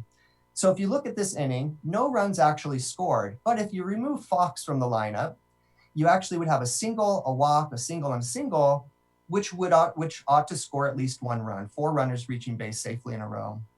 But if you put Fox in his place in the batting lineup, he grounds in a double play, preventing that run from scoring. So the Shapley value will actually give him blame for preventing a run from scoring. So even though that run, there was no run that scored in reality in that inning, and as such the player's SRC still summed to 0, there is an allocation of credit that can be positive or negative in that inning. You can take this number and the SRC, and you can sum it across games, series, seasons, and careers. So it's very easily aggregated up. To calculate the SRC, there's 2 basic steps. The second step is very trivial. You just take an average of the marginal contributions. The first step, however, is not. So all this information in the red rectangle, this comprises the information in what in coalitional game theory we call the characteristic form of the game. It contains the information about what each sub-coalition of the players would have hypothetically been able to do on its own. And calculating this information is very non-trivial and computationally intense. So what I have to do is write a computer program that simulates every inning for every possible sub-coalition of the teammates in that inning. And not only does the simulation have to go through, to make the simulation work, I have to code into the program all sorts of human judgments about what a play event that happened in one base out state would cause to change a different base out state and another base out state and all the possible base out states. Kind of like how a scorekeeper at the end of an inning decides which runs are earned runs and which runs are not, and it requires some human judgment and there's some rules of thumb. I have to code that manually into the computer program. And this takes it's very time intensive because it requires the manual coding of a lot of human judgments. So I have a technical paper in which I describe this that should be hopefully coming out soon. So I won't say more about the technical side of that. So how can we compare SRC with other stats? Well, compared to traditional credit stats, SRC is different in that it's an all-encompassing offensive measure and incorporates all the offensive contributions into one single metric. It includes knocking in other players, advancing runners, advancing yourself with a stolen base, scoring a run, getting on base and being scored. Comparing SRC for teammates is useful, particularly within a game or a series. Of course, comparing across eras, you have to account for things like run scoring environments. So because it's a context-specific statistic by design, you have to be aware of the context when you use it. It actually has an interesting empirical relationship with an old statistic in sabermetrics called runs participated in. The standard version of this is that the runs participated in is equal to the runs you score plus the RBI minus the home runs you hit. With a little algebraic manipulation, essentially you get a full credit of 1 for every home run, a full credit of 1 for every run in which you're batted in by someone else, and a full credit of 1 every time you bat someone else in. But as you could probably tell from just a few slides ago, my calculation would say this is not a very accurate weighting of credit. And so you can actually have through a simple algebraic derivation, you can derive, and making some heroic assumptions, you can come up with a different weighted RPI, which actually is a pretty nice shadow statistic for SRC over the course of several games, which gives half a credit for every run you score where you're knocked in by someone else, and half a credit for every time you knock in someone else scoring. You can do better by, I can estimate some coefficients that are a little bit more accurate for matching and correlating better with SRC. But overall, you can do a weighted version of RPI, which does fairly well in giving you a sense of what a player's SRC over the course of many games would look like. Of course, in a given game, it might not do well because runs and RBIs and home runs don't capture things like advancing runners or stealing bases for yourself. It's very, very different than skill statistics, very different from run estimators. All of those are attempting to remove the player from context, whereas SRC is context and teammate dependent by design. It's trying to account for credit within the coalitional context of run scoring. Now here's the second measure. The second measure is offensive Shapley win credits. Now, whereas for Shapley run credits, I simulate an inning and all the possible things that could happen in that inning for all the sub-coalitions. For Shapley win credits, I simulate an entire game for each sub-coalition of the players. And if that sub-coalition is able to outscore the other team, given the number of runs the other team scores, then that sub-coalition has a win value of 1. Otherwise, it's a win value of 0. So this is a win credit where the team is splitting for each win they record the credit for that win. So some observations about this measure. So first, it's going to be correlated with the total SRC that a player has in a game. So in this table, the second column contains the game SRC for those 3 innings that in the example I showed earlier, where Barry Bonds clearly has the most, and then Hank Aaron has the second most, and so on.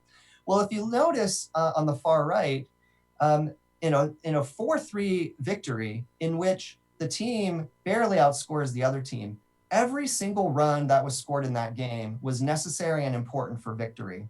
And so any player who had a positive contribution to the run scoring is going to have an important role in that win. And in this example, they're each going to deserve equal credit for the victory.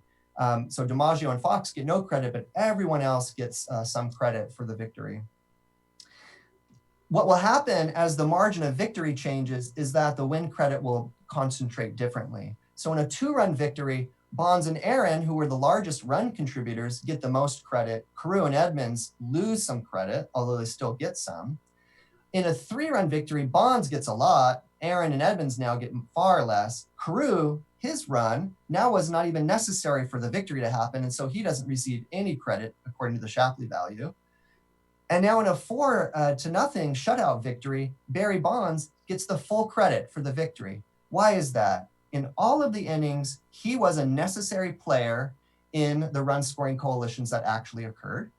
And by virtue of his home run alone, he could win the game by scoring himself. And therefore, the fair allocation for Barry Bonds in that game is to receive the full win credit. The sum of the players in that game will sum to 1. Some of the OSWC will always sum to 1. So we abide this efficiency criterion. And we can also sum over series and seasons and careers. The OSWC, we have various comparisons. We can compare with war. War has a bottom-up construction and comparison with replacement level player, whereas OSWC is calculated at the game level. Comparisons across time can be meaningful because it's within this win credit format. So win in one season to win another season, and credit for that is still meaningful. So that's a little bit better for a comparison over time. It's also very different from win probability added and variations of win probability added. Win probability added is the change in the probability of winning, where that change in probability is an estimate over lots of different averages. It's not a change in actually winning. And so as such, late innings are going to count more, and the credit is going to be allocated unequally between different players in run scoring coalitions. So a batter that gets on base with a double, and then a player that scores that batter with another double, well, the one with the RBI will get more credit with win probability added. And the Shapley value would say, well, that's not a fair way of doing it. So my measure is based on actual wins. The early and late runs matter equally, and both kinds of contributions to run scoring are valued. It's also different than win shares. Win shares takes the team's total season wins and then splits the credit for those wins using skill measures. So my measure, again, it assigns credit 1 win at a time, so it's constructed the level of the actual win. So and I would argue it's a better way of thinking about credit for wins. So here's my application. So I looked at playoff series, World Series, ALCS, and NLCS series for the last 30 years, 1990 to 2018. I calculated the SRC and the OSWC for all the players using play-by-play data from RetroSheet, and I identified who was for the series, who led the series of the team that won the series, who led the series for SRC and OSWC, and if a single player led in both categories, I denote them the Shapley MVP. And of those playoff series, there were 86 MVPs awarded, of which 50 were not pitchers. So I'm going to focus on these 50 because I don't have a measure of defense. I'm just going to assume those pitchers awards was fine. Let's focus on the non-pitchers that were awarded, assuming that their offensive contributions were a big part of their selection as MVPs. And if you look on the pie chart on the right, we see that over a third of the non-pitcher MVPs who actually won, they were also Shapley MVPs. And roughly about a third, so that's the orange, and roughly about a third in the yellow, they were not Shapley MVPs, but they were the SRC leader. And then about 8% were not Shapley MVPs, but they did lead in Shapley win credits. And then about a quarter do not have any claim for being the best offensive contributor in the series. And so we see right off the bat that these metrics that I've created, they capture a portion of the voters' preferences, but there's clearly a bias in the voters' preferences towards run contributions rather than win contributions. So if you want to see some names, here's a table of World Series MVPs from 1990 to 2018. So there's too much on there, so let me highlight a few things. So what I've highlighted in the green are the World Series MVPs who were also the Shapley MVP. So these MVPs were unambiguously, according to my measures, the best and most valuable offensive contributors in the series. Now, these new highlighted ones are the players who won the MVP, but they did not lead in either of these offensive categories. So in 2016, Zobrist won the MVP, but Rizzo had much higher, deserved much more credit for the runs that scored, and Russell deserved much more credit for the wins. In 2015, Perez was received the MVP award, but Lorenzen Cain was the Shapley MVP, had much higher run credits and much higher win credits. Of course, Perez was the catcher, and that's an important defensive contribution, and that was something acknowledged by when people described why he won. So it's harder for me to comment on that MVP selection, but let's look at 2004. Manny Ramirez, an outfielder, compared with Johnny Damon, an outfielder. They have nearly identical SRC, but Johnny Damon has much higher win credit. So what happened in that? Let's look closer. So in this series, Boston beat St. Louis in a 4-game sweep. By traditional metrics, Manny Ramirez and Johnny Damon, they look identical. They both hit 1 home run. They both have Manny Ramirez has 2 runs, 4 RBI. Damon has 4 runs, 2 RBI. By run participated in, they're identical. In the first 2 games, they actually received identical Shapley win credits for their offensive contributions. In the 3rd game, Manny Ramirez received more. He hit a home run. He had an RBI scoring hit. Johnny Damon scored a run, so he helped, but Manny Ramirez received more. Now, this 4th game is where we see a big difference in their win credit, enough so that Johnny Damon has a much higher win credit for the whole series. In that 4th game, Johnny Damon hit a home run at the start of the game, and as a shutout, that was enough to seal the victory. So he receives a huge, or almost enough to seal the victory. He received a lot of receives a lot of win credits for his contribution there. So why did Manny Ramirez win the MVP? Well, if you look at their win probability added, you see that Manny Ramirez has a much higher win probability added, and a lot of that is due to that game 3. Well, in game 3, Manny Ramirez hit that home run, and he also had that RBI hit later in the game. Well, the RBI hit later in the game is going to get him a lot of win probability added. And Johnny Damon doesn't receive, for that game, he doesn't even receive a positive win probability added. And so the win probability added is going to reflect a different kind of way of thinking about their contributions, potentially something that the voters pay attention more. We like clutch hits. We credit those a lot when we think about our batters. But oddly enough, in that inning, who did Manny Ramirez score with his clutch hit? He scored Johnny Damon in game 3. So my measure, the offensive Shapley win credit, is going to give Johnny Damon a lot more credit for getting on base and being scored, and not give Manny Ramirez as much credit as a win probability added will. So what do we take away from this one simple application? Well, obviously MVP voters consider defense and pitching, as they should, and my measures can't comment on that.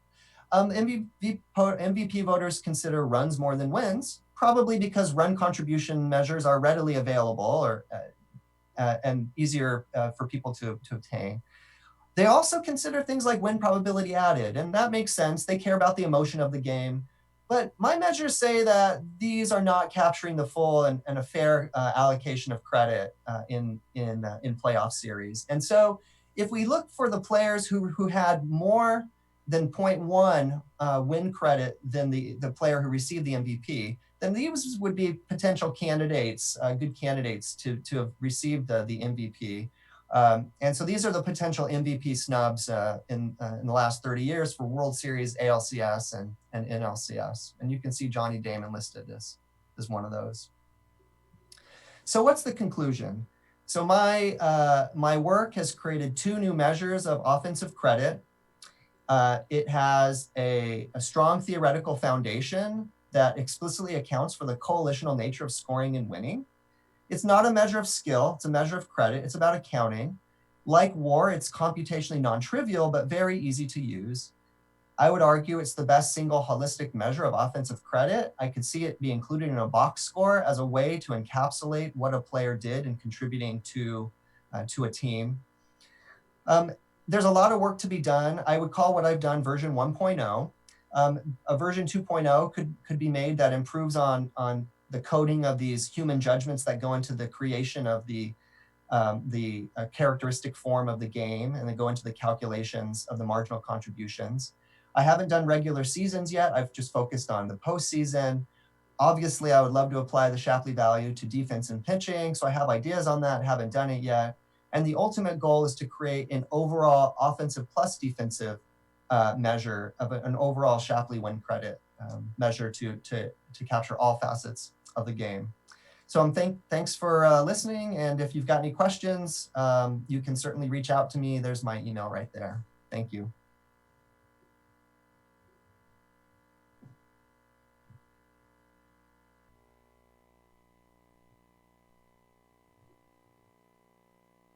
We really appreciate that.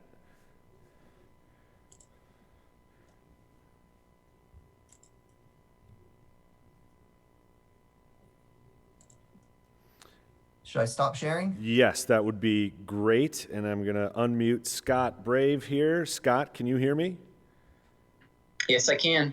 All right. If you'd like, you can share your screen. And also, if you want, you can turn on your camera there if you want. Otherwise, no big deal. Oops.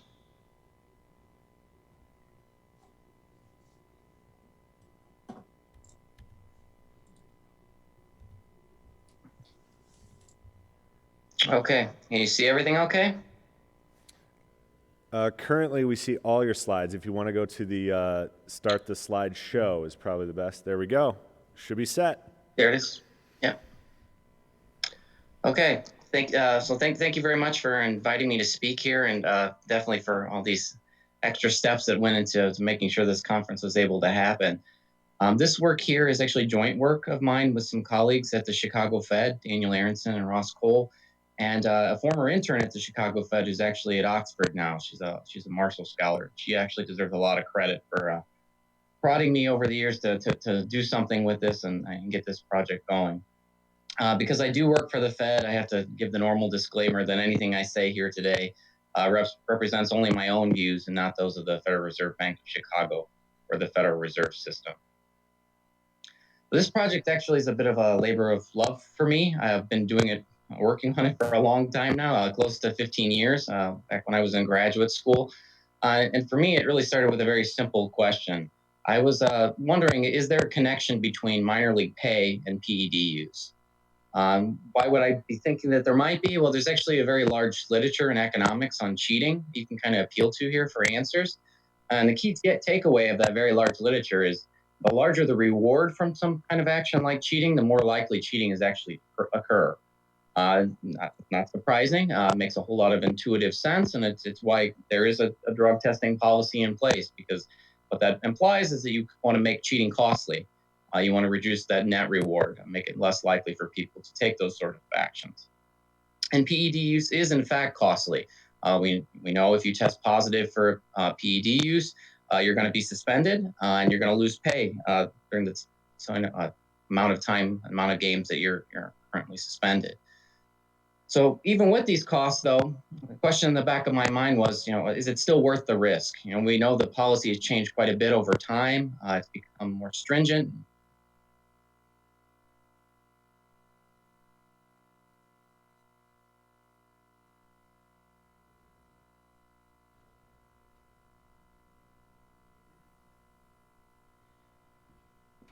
To reduce that net reward. The question of is it still worth the risk over the years? Yes. Scott, if you can hear me, your mic seems to be cutting out. I don't know if you can check the connection for us real quick before continuing.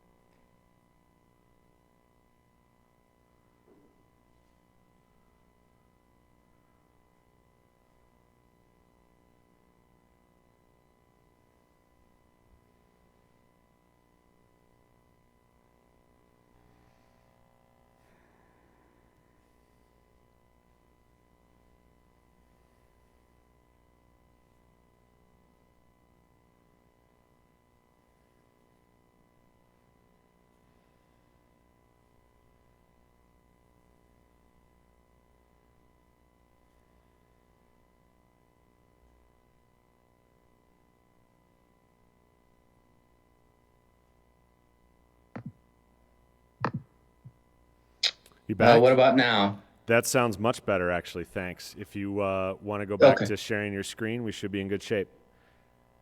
Okay.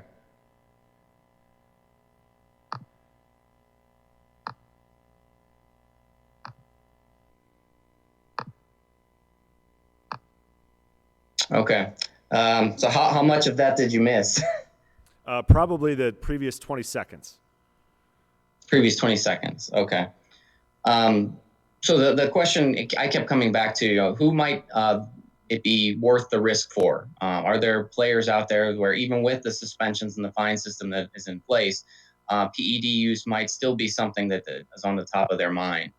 And so the question I kind of have in mind from the player's perspective is, can PED use get me over the hump? And what does the hump mean? Well, that could mean a lot of different things. It could mean off the bench and onto the field. It could mean moved up in a line.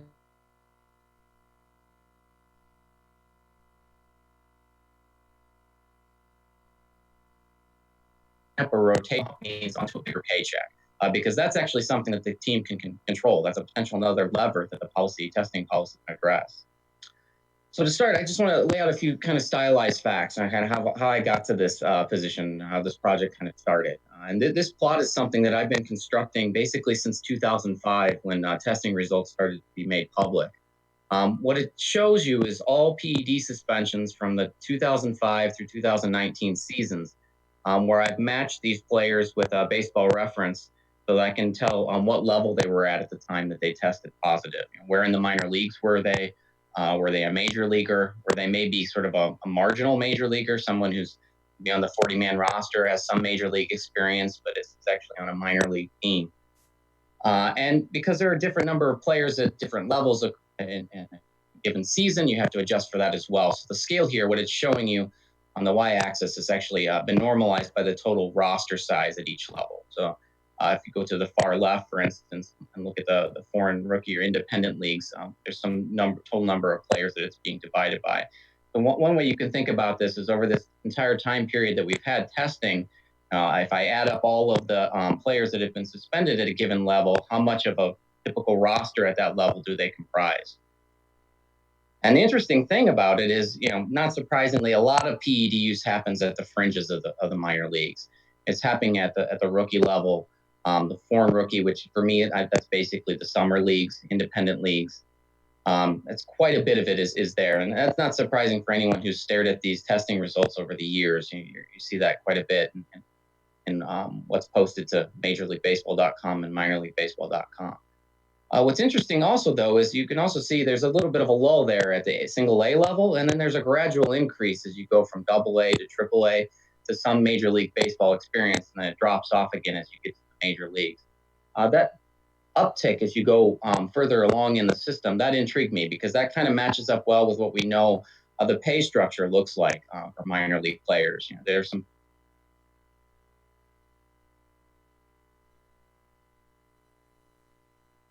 Scott, I think you've cut out again. falling off the map at the lower fringes of the minor league.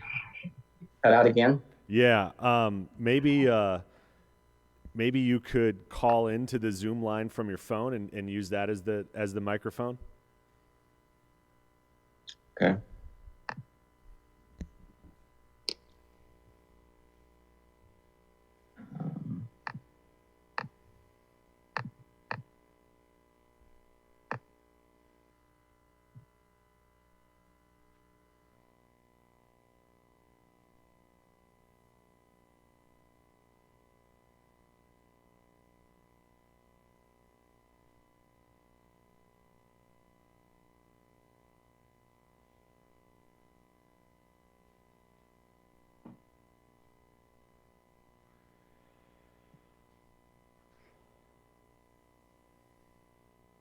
Enter your meeting ID followed by pound.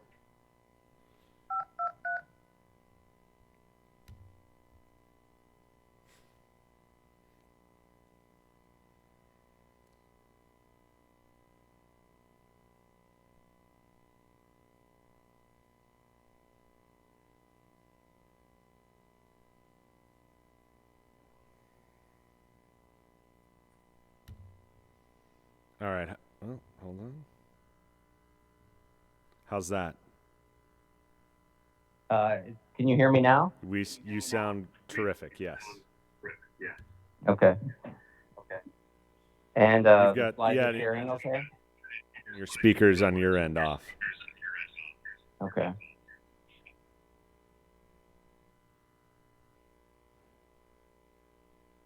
Okay. Everything good? Yes, that sounds wonderful. Okay. Sorry, I had a feeling this computer wasn't going to cooperate. But just to recap here, so there does seem to be some sense in which the pay structure for minor league baseball might actually be connected to PED suspensions. Just suggested, but this is something that I've been looking at a long time and really formed the basis of this project. The other side of the equation is, well, even if the pay structure is related, to minor league PED use, should teams really even care? It's a lever that they can pull, but is it something that it's really worthwhile for them to do? The way I kind of started thinking about that is to look at these players that have been suspended. Let's look at their draft round. Let's see where they were drafted. With the notion that teams that invest a lot of money in these higher early round draft picks, and they probably don't want them to test positive for PEDs. That's going to represent a pretty big hit to their talent pipeline over the years. So what I'm showing you here is the same number of PED suspensions over the 2005 to 2019 season, where I've linked it with Baseball Reference again to find the player's draft round on the year that they actually signed a contract, and portion them across the first 50 rounds of the draft. And again, to normalize, given the differences in the number of players in each draft round, I'm adjusting for that. So the way you can think about this is that first bar on the left side there. This is going to be the number of first-round draft picks. A typical first-round draft size that has been accounted for over the 20 years of PED suspensions by PED users. The interesting thing that pops out with this graph is, again, it does seem to be mostly early-round players, or at least there's a significant number of early-round players that are being suspended for PED use. So I suggest that this is not something that teams should take lightly. It's something that they should definitely have in the back of their mind. And if the minor league pay structure can be used as a lever to maybe reduce PED use in the minor league, might be something worthwhile for them. So that was our starting point. But to be able to actually do anything with this, we needed to build a model to capture really three things. Transitions between the various levels of the minor leagues up to the major leagues, and the team decisions that go into that, as well as player performance and the decision on the player's part to whether or not they're going to use PEDs. This three-equation model that we've built is really just an effort to ultimately calculate what we call distances to promotion or demotion thresholds that tend to define the pay changes that minor league players would experience as they matriculate to the major leagues. And we do this so that we can kind of identify what we refer to as an at-risk zone for PED use. So we want to find those players that potentially have a lot to either gain or to lose from PED use as they move up and down the wage scale. I won't show any equations today. I'll stay away from that. But really what this model is, it's an ordered probit model where performance and PED suspensions are included as part of that transition process, and they're considered interrelated. So they're endogenous. They can't be determined separately from the transition process that the team actually ultimately makes the decision for. So we have three equations. One equation, which is this deciding or describing your next season level assignment. So as you go from being out of baseball to the independent league, to the rookie, single A, double A, triple A, all the way to the major league, modeling that process. Another equation that models current season performance. Here we're going to have to choose some performance metrics. At this point, we're using WHIP for pitchers and weighted on base average for hitters. That certainly could be extended and planned to be extended in later drafts. We're also normalizing those performance measures relative to the level average that you're at. So we want to take into account that those can mean very different things across the levels that you're playing at. And then finally, your current season PED suspension status. And this is just a binary variable, whether you tested positive and were suspended during that season or not.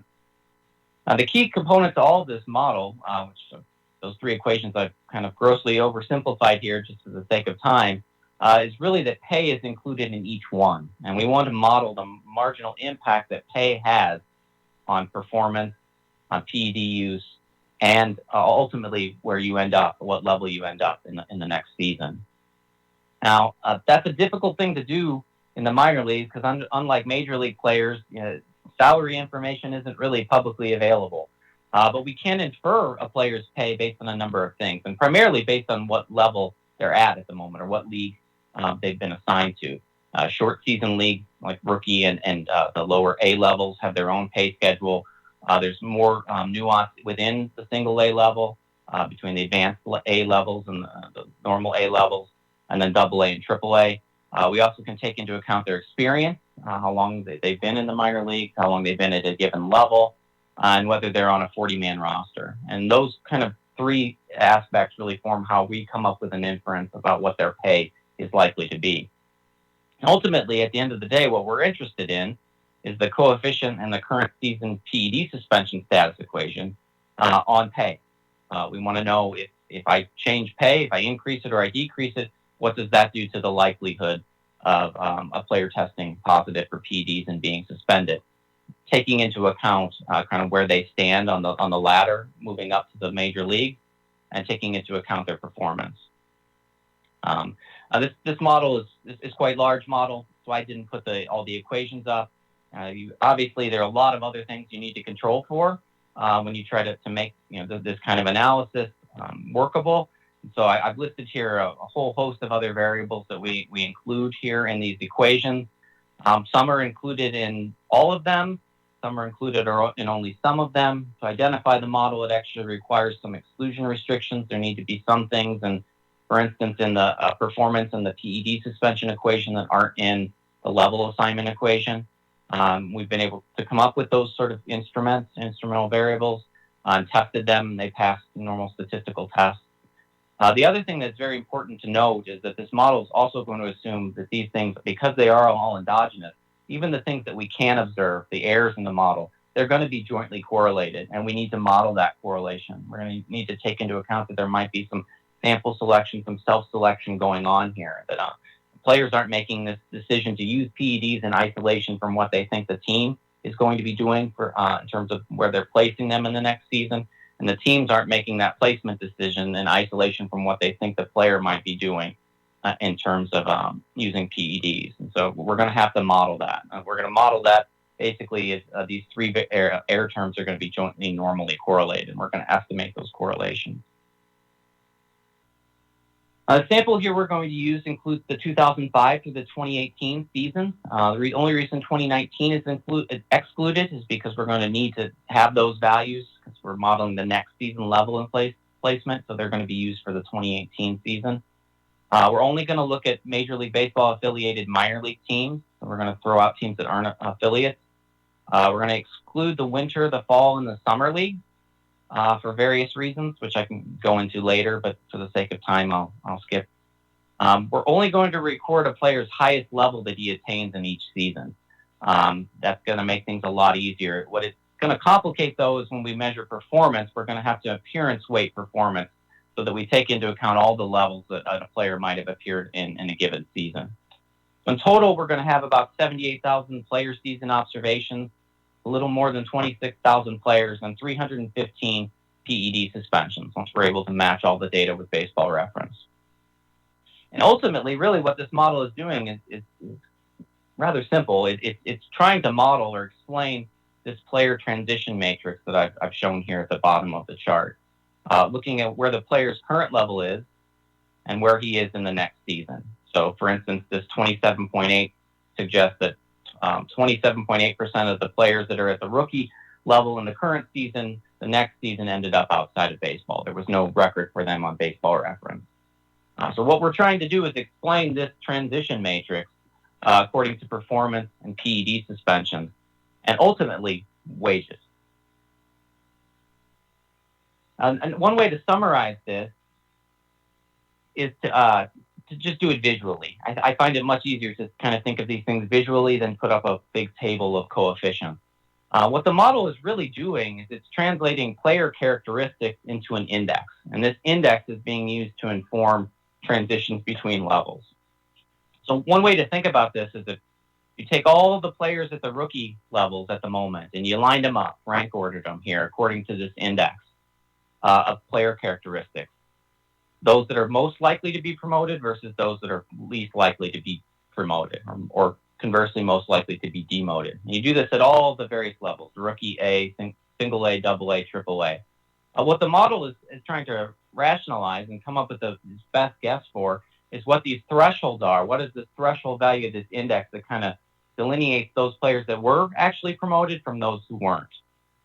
And those thresholds kind of define for us are at-risk regions for PED use.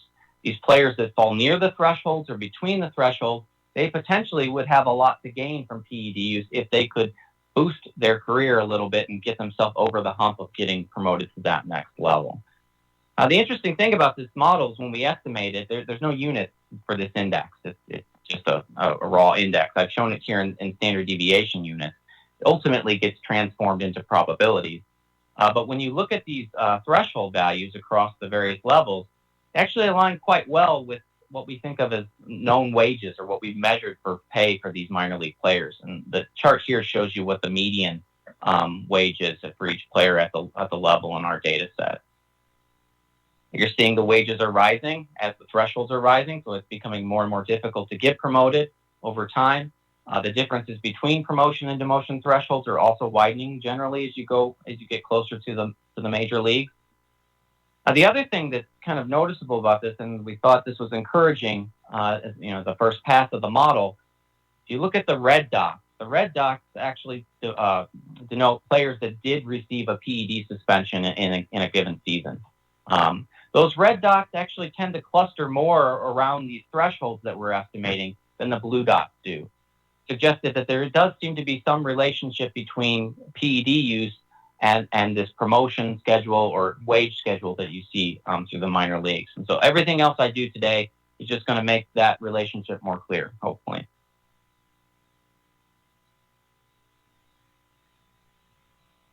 Of course, various caveats always come into play. This is a model. It's not perfect. It's still very much a work in progress to define these at-risk zones. It's certainly the case from what we're seeing already that the model implies more transitions than actually exist in the data. The model does a good job of capturing promotions and demotions, but it underestimates the number of retentions, players that are actually capped at the same level from season to season. Still statistically significantly getting that right if we look at classification tests, ROC analysis, ROC curves. We're better than a coin flip here at getting those retentions right. But it's not quite as high as you probably would like to see with a model like this. It's also the case that a lot of what's going on in predicting PED suspensions, even though the pay structure does seem to be a component of that, it's coming in a statistically significant predictor, there's still a lot of unexplained variation in this model for PED suspension. So it's going to be very critical that we take that unexplained variation into account and get the correlations right across these equations so that we have confidence that the coefficient that we have on the pay structure is actually consistently estimated. And the other thing I should say in the background here, it's a limitation, but it's one we really can't get around. Pay is inferred, and the way that we've inferred wages here, there may be some variation over time that we've not been able to capture that might be missing as well. And so that's a potential source of bias that we still have to work on. The selection bias that we do see in the model, this correlation across the model's error terms, it does kind of make sense. We are getting some pretty strong correlations that are being estimated, and they're in directions that you would expect. So for instance, we find a very strong positive correlation between the errors in the PED suspension equation and the performance equation. So put this into words, if we overpredict a player's likelihood of using PEDs, we're probably over predicting his performance as well. That's very intuitive, makes sense. Similarly, if we overpredict their likelihood of PED use, we're going to overpredict the level that they ultimately end up in. That also makes sense. Works through performance, kind of how you would expect. The other correlation that shows up is a little more troubling is that we get a negative correlation between performance and the level model or equation errors. And that's mostly for the players that don't receive PED suspension. So we have a model that does very well at describing the drivers of level changes and performance and PED suspensions for those who were actually suspended. But for those that weren't suspended, a lot of what's going on there, what the drivers behind their level transitions, we're not capturing. That's something that we still have to work on. And now that we have this model in hand, we can re-ask the question of who uses PED. And now we can frame it within the context of the model. So we can appeal to these distance measures that we've constructed from the nearest threshold. So we can, for instance, look at a player in AA, and we can see how far is he from his promotion threshold to AAA. And we can do this for those players that were suspended for PED use and for those who weren't. And that's what this plot here shows you. It's looking at the distribution for each of those two subsets of players.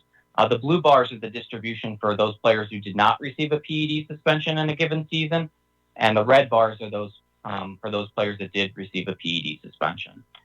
So I think the thing I want you to take away from this picture is if you look at the blue bars for a moment, I mean, right in the center here is the threshold that we estimate for each player.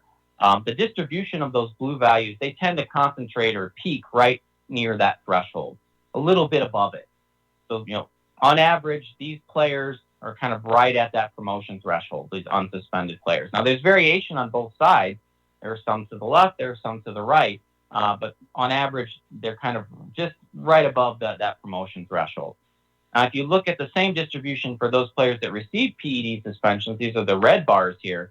These players, the average is a little bit below the promotion threshold, a little bit left shifted in the graph here. So in that sense, there is some degree to which these players actually maybe are trying to bump themselves up to get over the hump by using PEDs. They know they're just a little short of their peers, and they're trying to gain that competitive edge to catch up.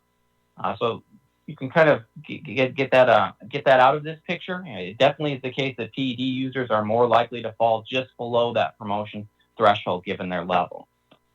We can look at the other dimension, which is the demotion threshold, and see what happens there as well, because these potentially be players that have a lot to lose, maybe more than just falling a little bit behind, but be falling very far behind their peers. And what you see here is something very similar. For unsuspended players, the average unsuspended player is comfortably above that demotion threshold. This distribution peaks pretty far to the right in terms of the distances that we estimate. But for those players that were suspended, there's a little less room for comfort. Those red bars much closer to this demotion threshold. Now the peak is still above. On average, we're still a little bit above that. It's below their peers, their unsuspended peers, but still above. There is a fairly large mass that are just right at that threshold. So they're also, PED suspended players are also more likely to fall just above that demotion threshold for their level. So you put these two things together, and it kind of gives you what we think is a pretty intuitive result. So who uses PEDs? Well, the first subset of these minor leaguers are those players with the most to gain. These are the players that are going to be right near that promotion threshold, and they think this might be just enough to get them over the hump. One way to see this is to actually take from the model and calculate average marginal effects for a 1% increase in pay. So if I increase your pay by 1%, what does the model tell me the likelihood is that you're likely? So what does the model tell me happens to the likelihood of you receiving a PED suspension? So if it was a 1-to-1 thing, 1% increase in pay would lead to a -1% decrease or -1% change in your probability of a PED suspension. So increased pay by 1%, likelihood of you being caught using PEDs goes down by 1%. It's not a 1-to-1 relationship at all in the model. There is a relationship there. It's statistically significant. It's fairly strong, but it's certainly not 1-to-1. Although the x-axis in this graph actually groups the various minor league players by their estimated promotion probability, and it puts them into deciles between 0, 0 to 10, 10 to 20, and so on and so forth, all the way up to the highest decile. And what you see here is those players really with more than about a 50% chance of being promoted, that's where you start to see some pretty big impacts of pay on the likelihood of a PED suspension. It's going to be bigger than 0.5%. It's going to be closer to 2/3% change. So I increase your pay by 1%, and I lower your probability of being suspended for PEDs by about 2/3. The other aspect of this is on the other side of the coin. We can do the same thing by demotion probability. We can chunk our players out again here into deciles by demotion probability, and we can see what happens according to the model if we increase pay by 1%, what happens to their probability of being suspended for PED. And what pops out here is there's also those players that have something to lose are also kind of at risk of using PED. A little bit of a U-shaped distribution in this figure here. There's really kind of some clustering here that goes on between a 30 to 50% chance of being demoted. That's where your biggest impacts of a pay increase are going to be. Makes sense with the distributions that I showed you. In general, most of these players, even the suspended players, are above the demotion threshold. But as you get near them, you're starting to see some pay impacts filtering through. So again, who uses PEDs? Those with something to gain and those with something to lose. Now, to wrap up, what I thought I would do is actually do a little more current analysis, put this hopefully into a little bit more terms that make it a little more approachable. Something very interesting happened prior to the 2019 season. The Toronto Blue Jays kind of unexpectedly implemented an across-the-board pay increase of roughly 50% for all of their minor league players. That was not something that was necessarily on everyone's radar at the time. There's been a lot of controversy and discussion about minor league pay, and they kind of were a forerunner in kind of getting ahead of that and increasing the pay of their players. So what we thought we would do is conduct something that we call the Toronto experiment. Let's assume that all of the Major League Baseball teams follow Toronto's lead and increase their minor league players' pay by 50%. What would the model suggest to us, or what can we simulate from the model would happen to PED use? This figure here actually breaks it out by the various levels, so you can see what we think is going to happen at the rookie, single A, double A, and triple A levels. The dashed black line is sort of the average effect, which is actually statistically significant from 0. So we kind of see this kind of experiment, a 50% increase across the board in pay, likely to decrease the probability of a PED suspension by about 18%. So not trivial. And in fact, I'll put this number in dollar and cents terms in a second and show you that it certainly isn't trivial. Interestingly, though, if you look at where that's coming from within the minor leagues, the model certainly thinks that most of this is going to be coming from the lower levels, the rookie and the A levels. There you get much bigger effects. And in fact, by double A, the impact is no longer statistically significant, even though it's still negative. And at triple A, the model sees no impact whatsoever. By the time you get to triple A, that carrot of being so close to the major league, it's very difficult to counteract that with an increase in minor league pay. So, but to go back to where we started, why should Toronto even care? Was this something that was in the back of their mind when they were coming up with this policy? I don't know. But what I can tell you is if you look at their minor league PED suspensions over the full history, they certainly had some elevated values over the last several years, 2016, 2018, and even 2019 after the policy, it came down, but it was still a little bit elevated over their full sample average of a little more than 1 suspension per season. This might have been something that was in their mind, but I think the bigger question is, even if it wasn't, should it be in the back of their mind? For this, to answer this question, I can't really appeal to what we're working on here, but I can appeal to some prior work that I've done looking at the cost of these suspensions at the team level and at the league level, recent paper in the Journal of Sports Economics. And what I found there with a co-author was generally when a team, major league team, has minor league PED suspensions greater than 1 in a season, on average, that reduces their Forbes franchise value estimate by about $6 million per suspension. So that's real money at this point. I want you to keep that sort of $6 million in mind, and we'll build on that going forward. But you can see Toronto averages more than 1 suspension per season. So they've had some seasons here where, according to this work that I've done in the past, they've been kind of leaving money on the table. If they could reduce PED suspensions among their minor leaguers, might actually boost their franchise value. Now, if we look at the league as a whole, this plot here shows you the total number of minor league PED suspensions across all of major league affiliated teams from 2005 to 2019. What you see here is there's been a lot of variation over time, but the average over this time period is about 36 suspensions per season. That's a little bit more than that 1 per team that you kind of want to see to avoid kind of having it affect the bottom line for a team. Our experiment, if you translate those probability numbers into just pure suspension numbers, would apply about 6 fewer suspensions. So we get back closer to that efficient 1 minor league PED suspension per team value. Now, looking at the other results in this paper, this would actually result in a gain of about $3 million in total franchise value for the major league level. It's not 6 or a little higher than 6 because the distribution of these things across teams is not at all equal. So even if we reduce the total down to 30, there's still some very unequal behavior across the teams that would be pulling back on that number a bit. But the interesting thing about that $3 million number is if you look at some of the proposals that are out there in the press about what it would cost to compensate minor league baseball players, let's say, for instance, if they were all paid the federal minimum wage, their numbers being floated around in the $4 million range. That's actually, that experiment's bigger than what we ran with the Toronto experiment, but it still goes to show, in some respect, these the increasing pay could actually somewhat pay for itself by lowering PED suspensions here. There are real costs to these PED suspensions over time at the league and the team level that the teams don't always take into account. So to wrap up here, I know I'm a little bit over time, and I apologize for the technical difficulties. But what happens next with all of this? Well, this is still very much a hot button topic. We certainly have a lot more work to do on our model, make sure that we're fully confident in our estimates, even though what we have so far is very suggestive of a link between pay and PED use.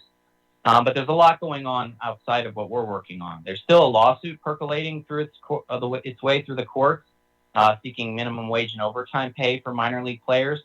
I think most people are familiar with the early version of this lawsuit that was trying to actually do it under federal law and attain that federal minimum wage protection. That lawsuit was preempted by a congressional act, the Saving America's Pastime Act, which put in that exception for Major League Baseball. But the current case is actually morphed over time, and it's actually more targeted to state laws, particularly Arizona, Florida, and California. So not surprisingly, the two spring training states and California, where wage and labor laws are a little more favorable towards union activity. Now, not only is there movement going on amongst the players and their representatives, but there's also been a lot of movement going on amongst the teams themselves and the league.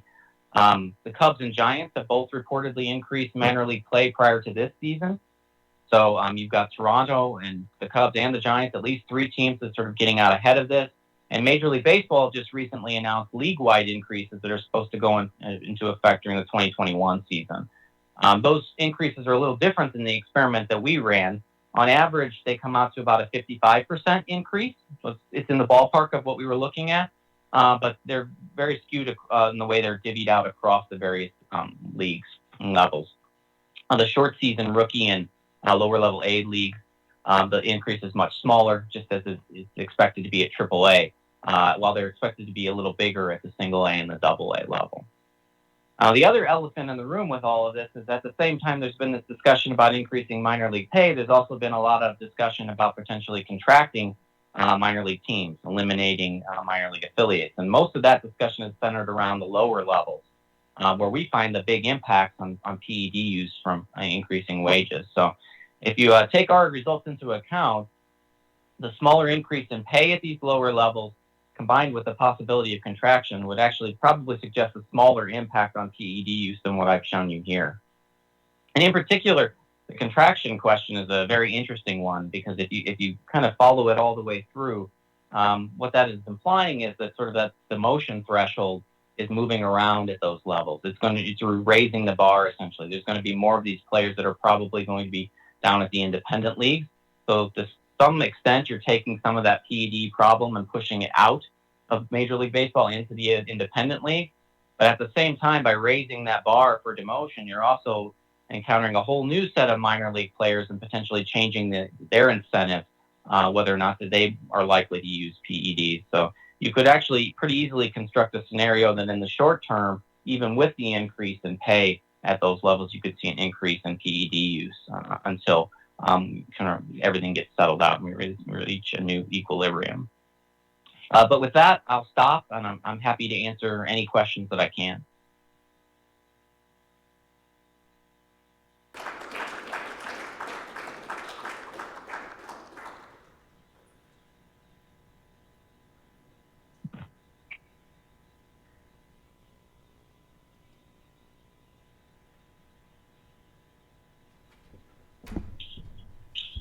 Scott, thanks so much for bringing us home. There were no questions in the room, but thank you. That was excellent. Thank you.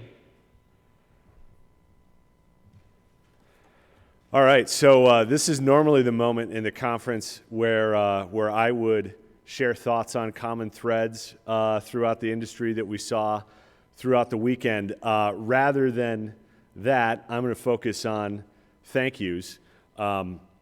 It was an extraordinary week in the world, an extraordinary week in our industry. And I'm incredibly appreciative to many, many individuals for their efforts to assist us in shifting this into as much of a virtual conference as we could accomplish in an incredibly compressed timeline. So first, I want to start with those that have watched via the stream throughout the weekend, because it was you listening to our cues and to others to stay away that helped us the most. And so we're really, really appreciative to you that took those cues and did stay home. To those of you that are in the room right now, I do appreciate you coming. I appreciate even more your efforts to follow along in keeping safe space between your fellow attendees and to follow CDC guidelines on continually washing your hands and using the hand sanitizer that we've provided. I really appreciate it.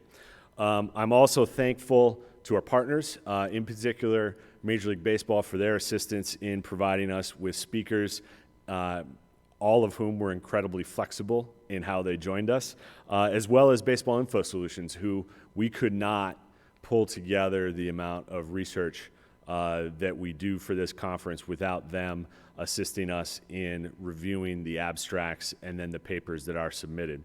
But all of our partners have been helpful to us, as well as all of the presenters and panelists who throughout this were so communicative with SABR and so very flexible in how they appeared. I would say we probably had 75% of our panelists and presenters were showing up remotely, and I really thank all of them for their efforts in doing that. I also want to thank Vince Gennaro, who is the co-founder of this conference, as well as the founder of the Diamond Dollars Case Competition, for all of his help in advising on the programming and also in putting the Diamond Dollars Case Competition together. And I want to give a thank you to Mark Armour and the rest of SABR's board for all of their support and guidance throughout what was, again, an extraordinary week. And it was very helpful to have a sounding board throughout on how to navigate all of this. I also want to give a thank you to the Renaissance Hotel. We spoke with the hotel for the first time on Tuesday about being able to stream this thing. And by Thursday morning, we were saying to the hotel, actually, it has to work, otherwise there is no conference at all. And the folks at the Renaissance made it happen, and so I'm incredibly appreciative to them. And finally, the rest of the SABR staff. So Deb Jane, Jacob Pomrenke, Ben Rose, incredibly nimble and flexible this week to make this happen. I'm really appreciative to you guys. And with that, we're going to sign off from the 2020 virtual SABR Analytics Conference, and we will see everyone in person next March. Thank you.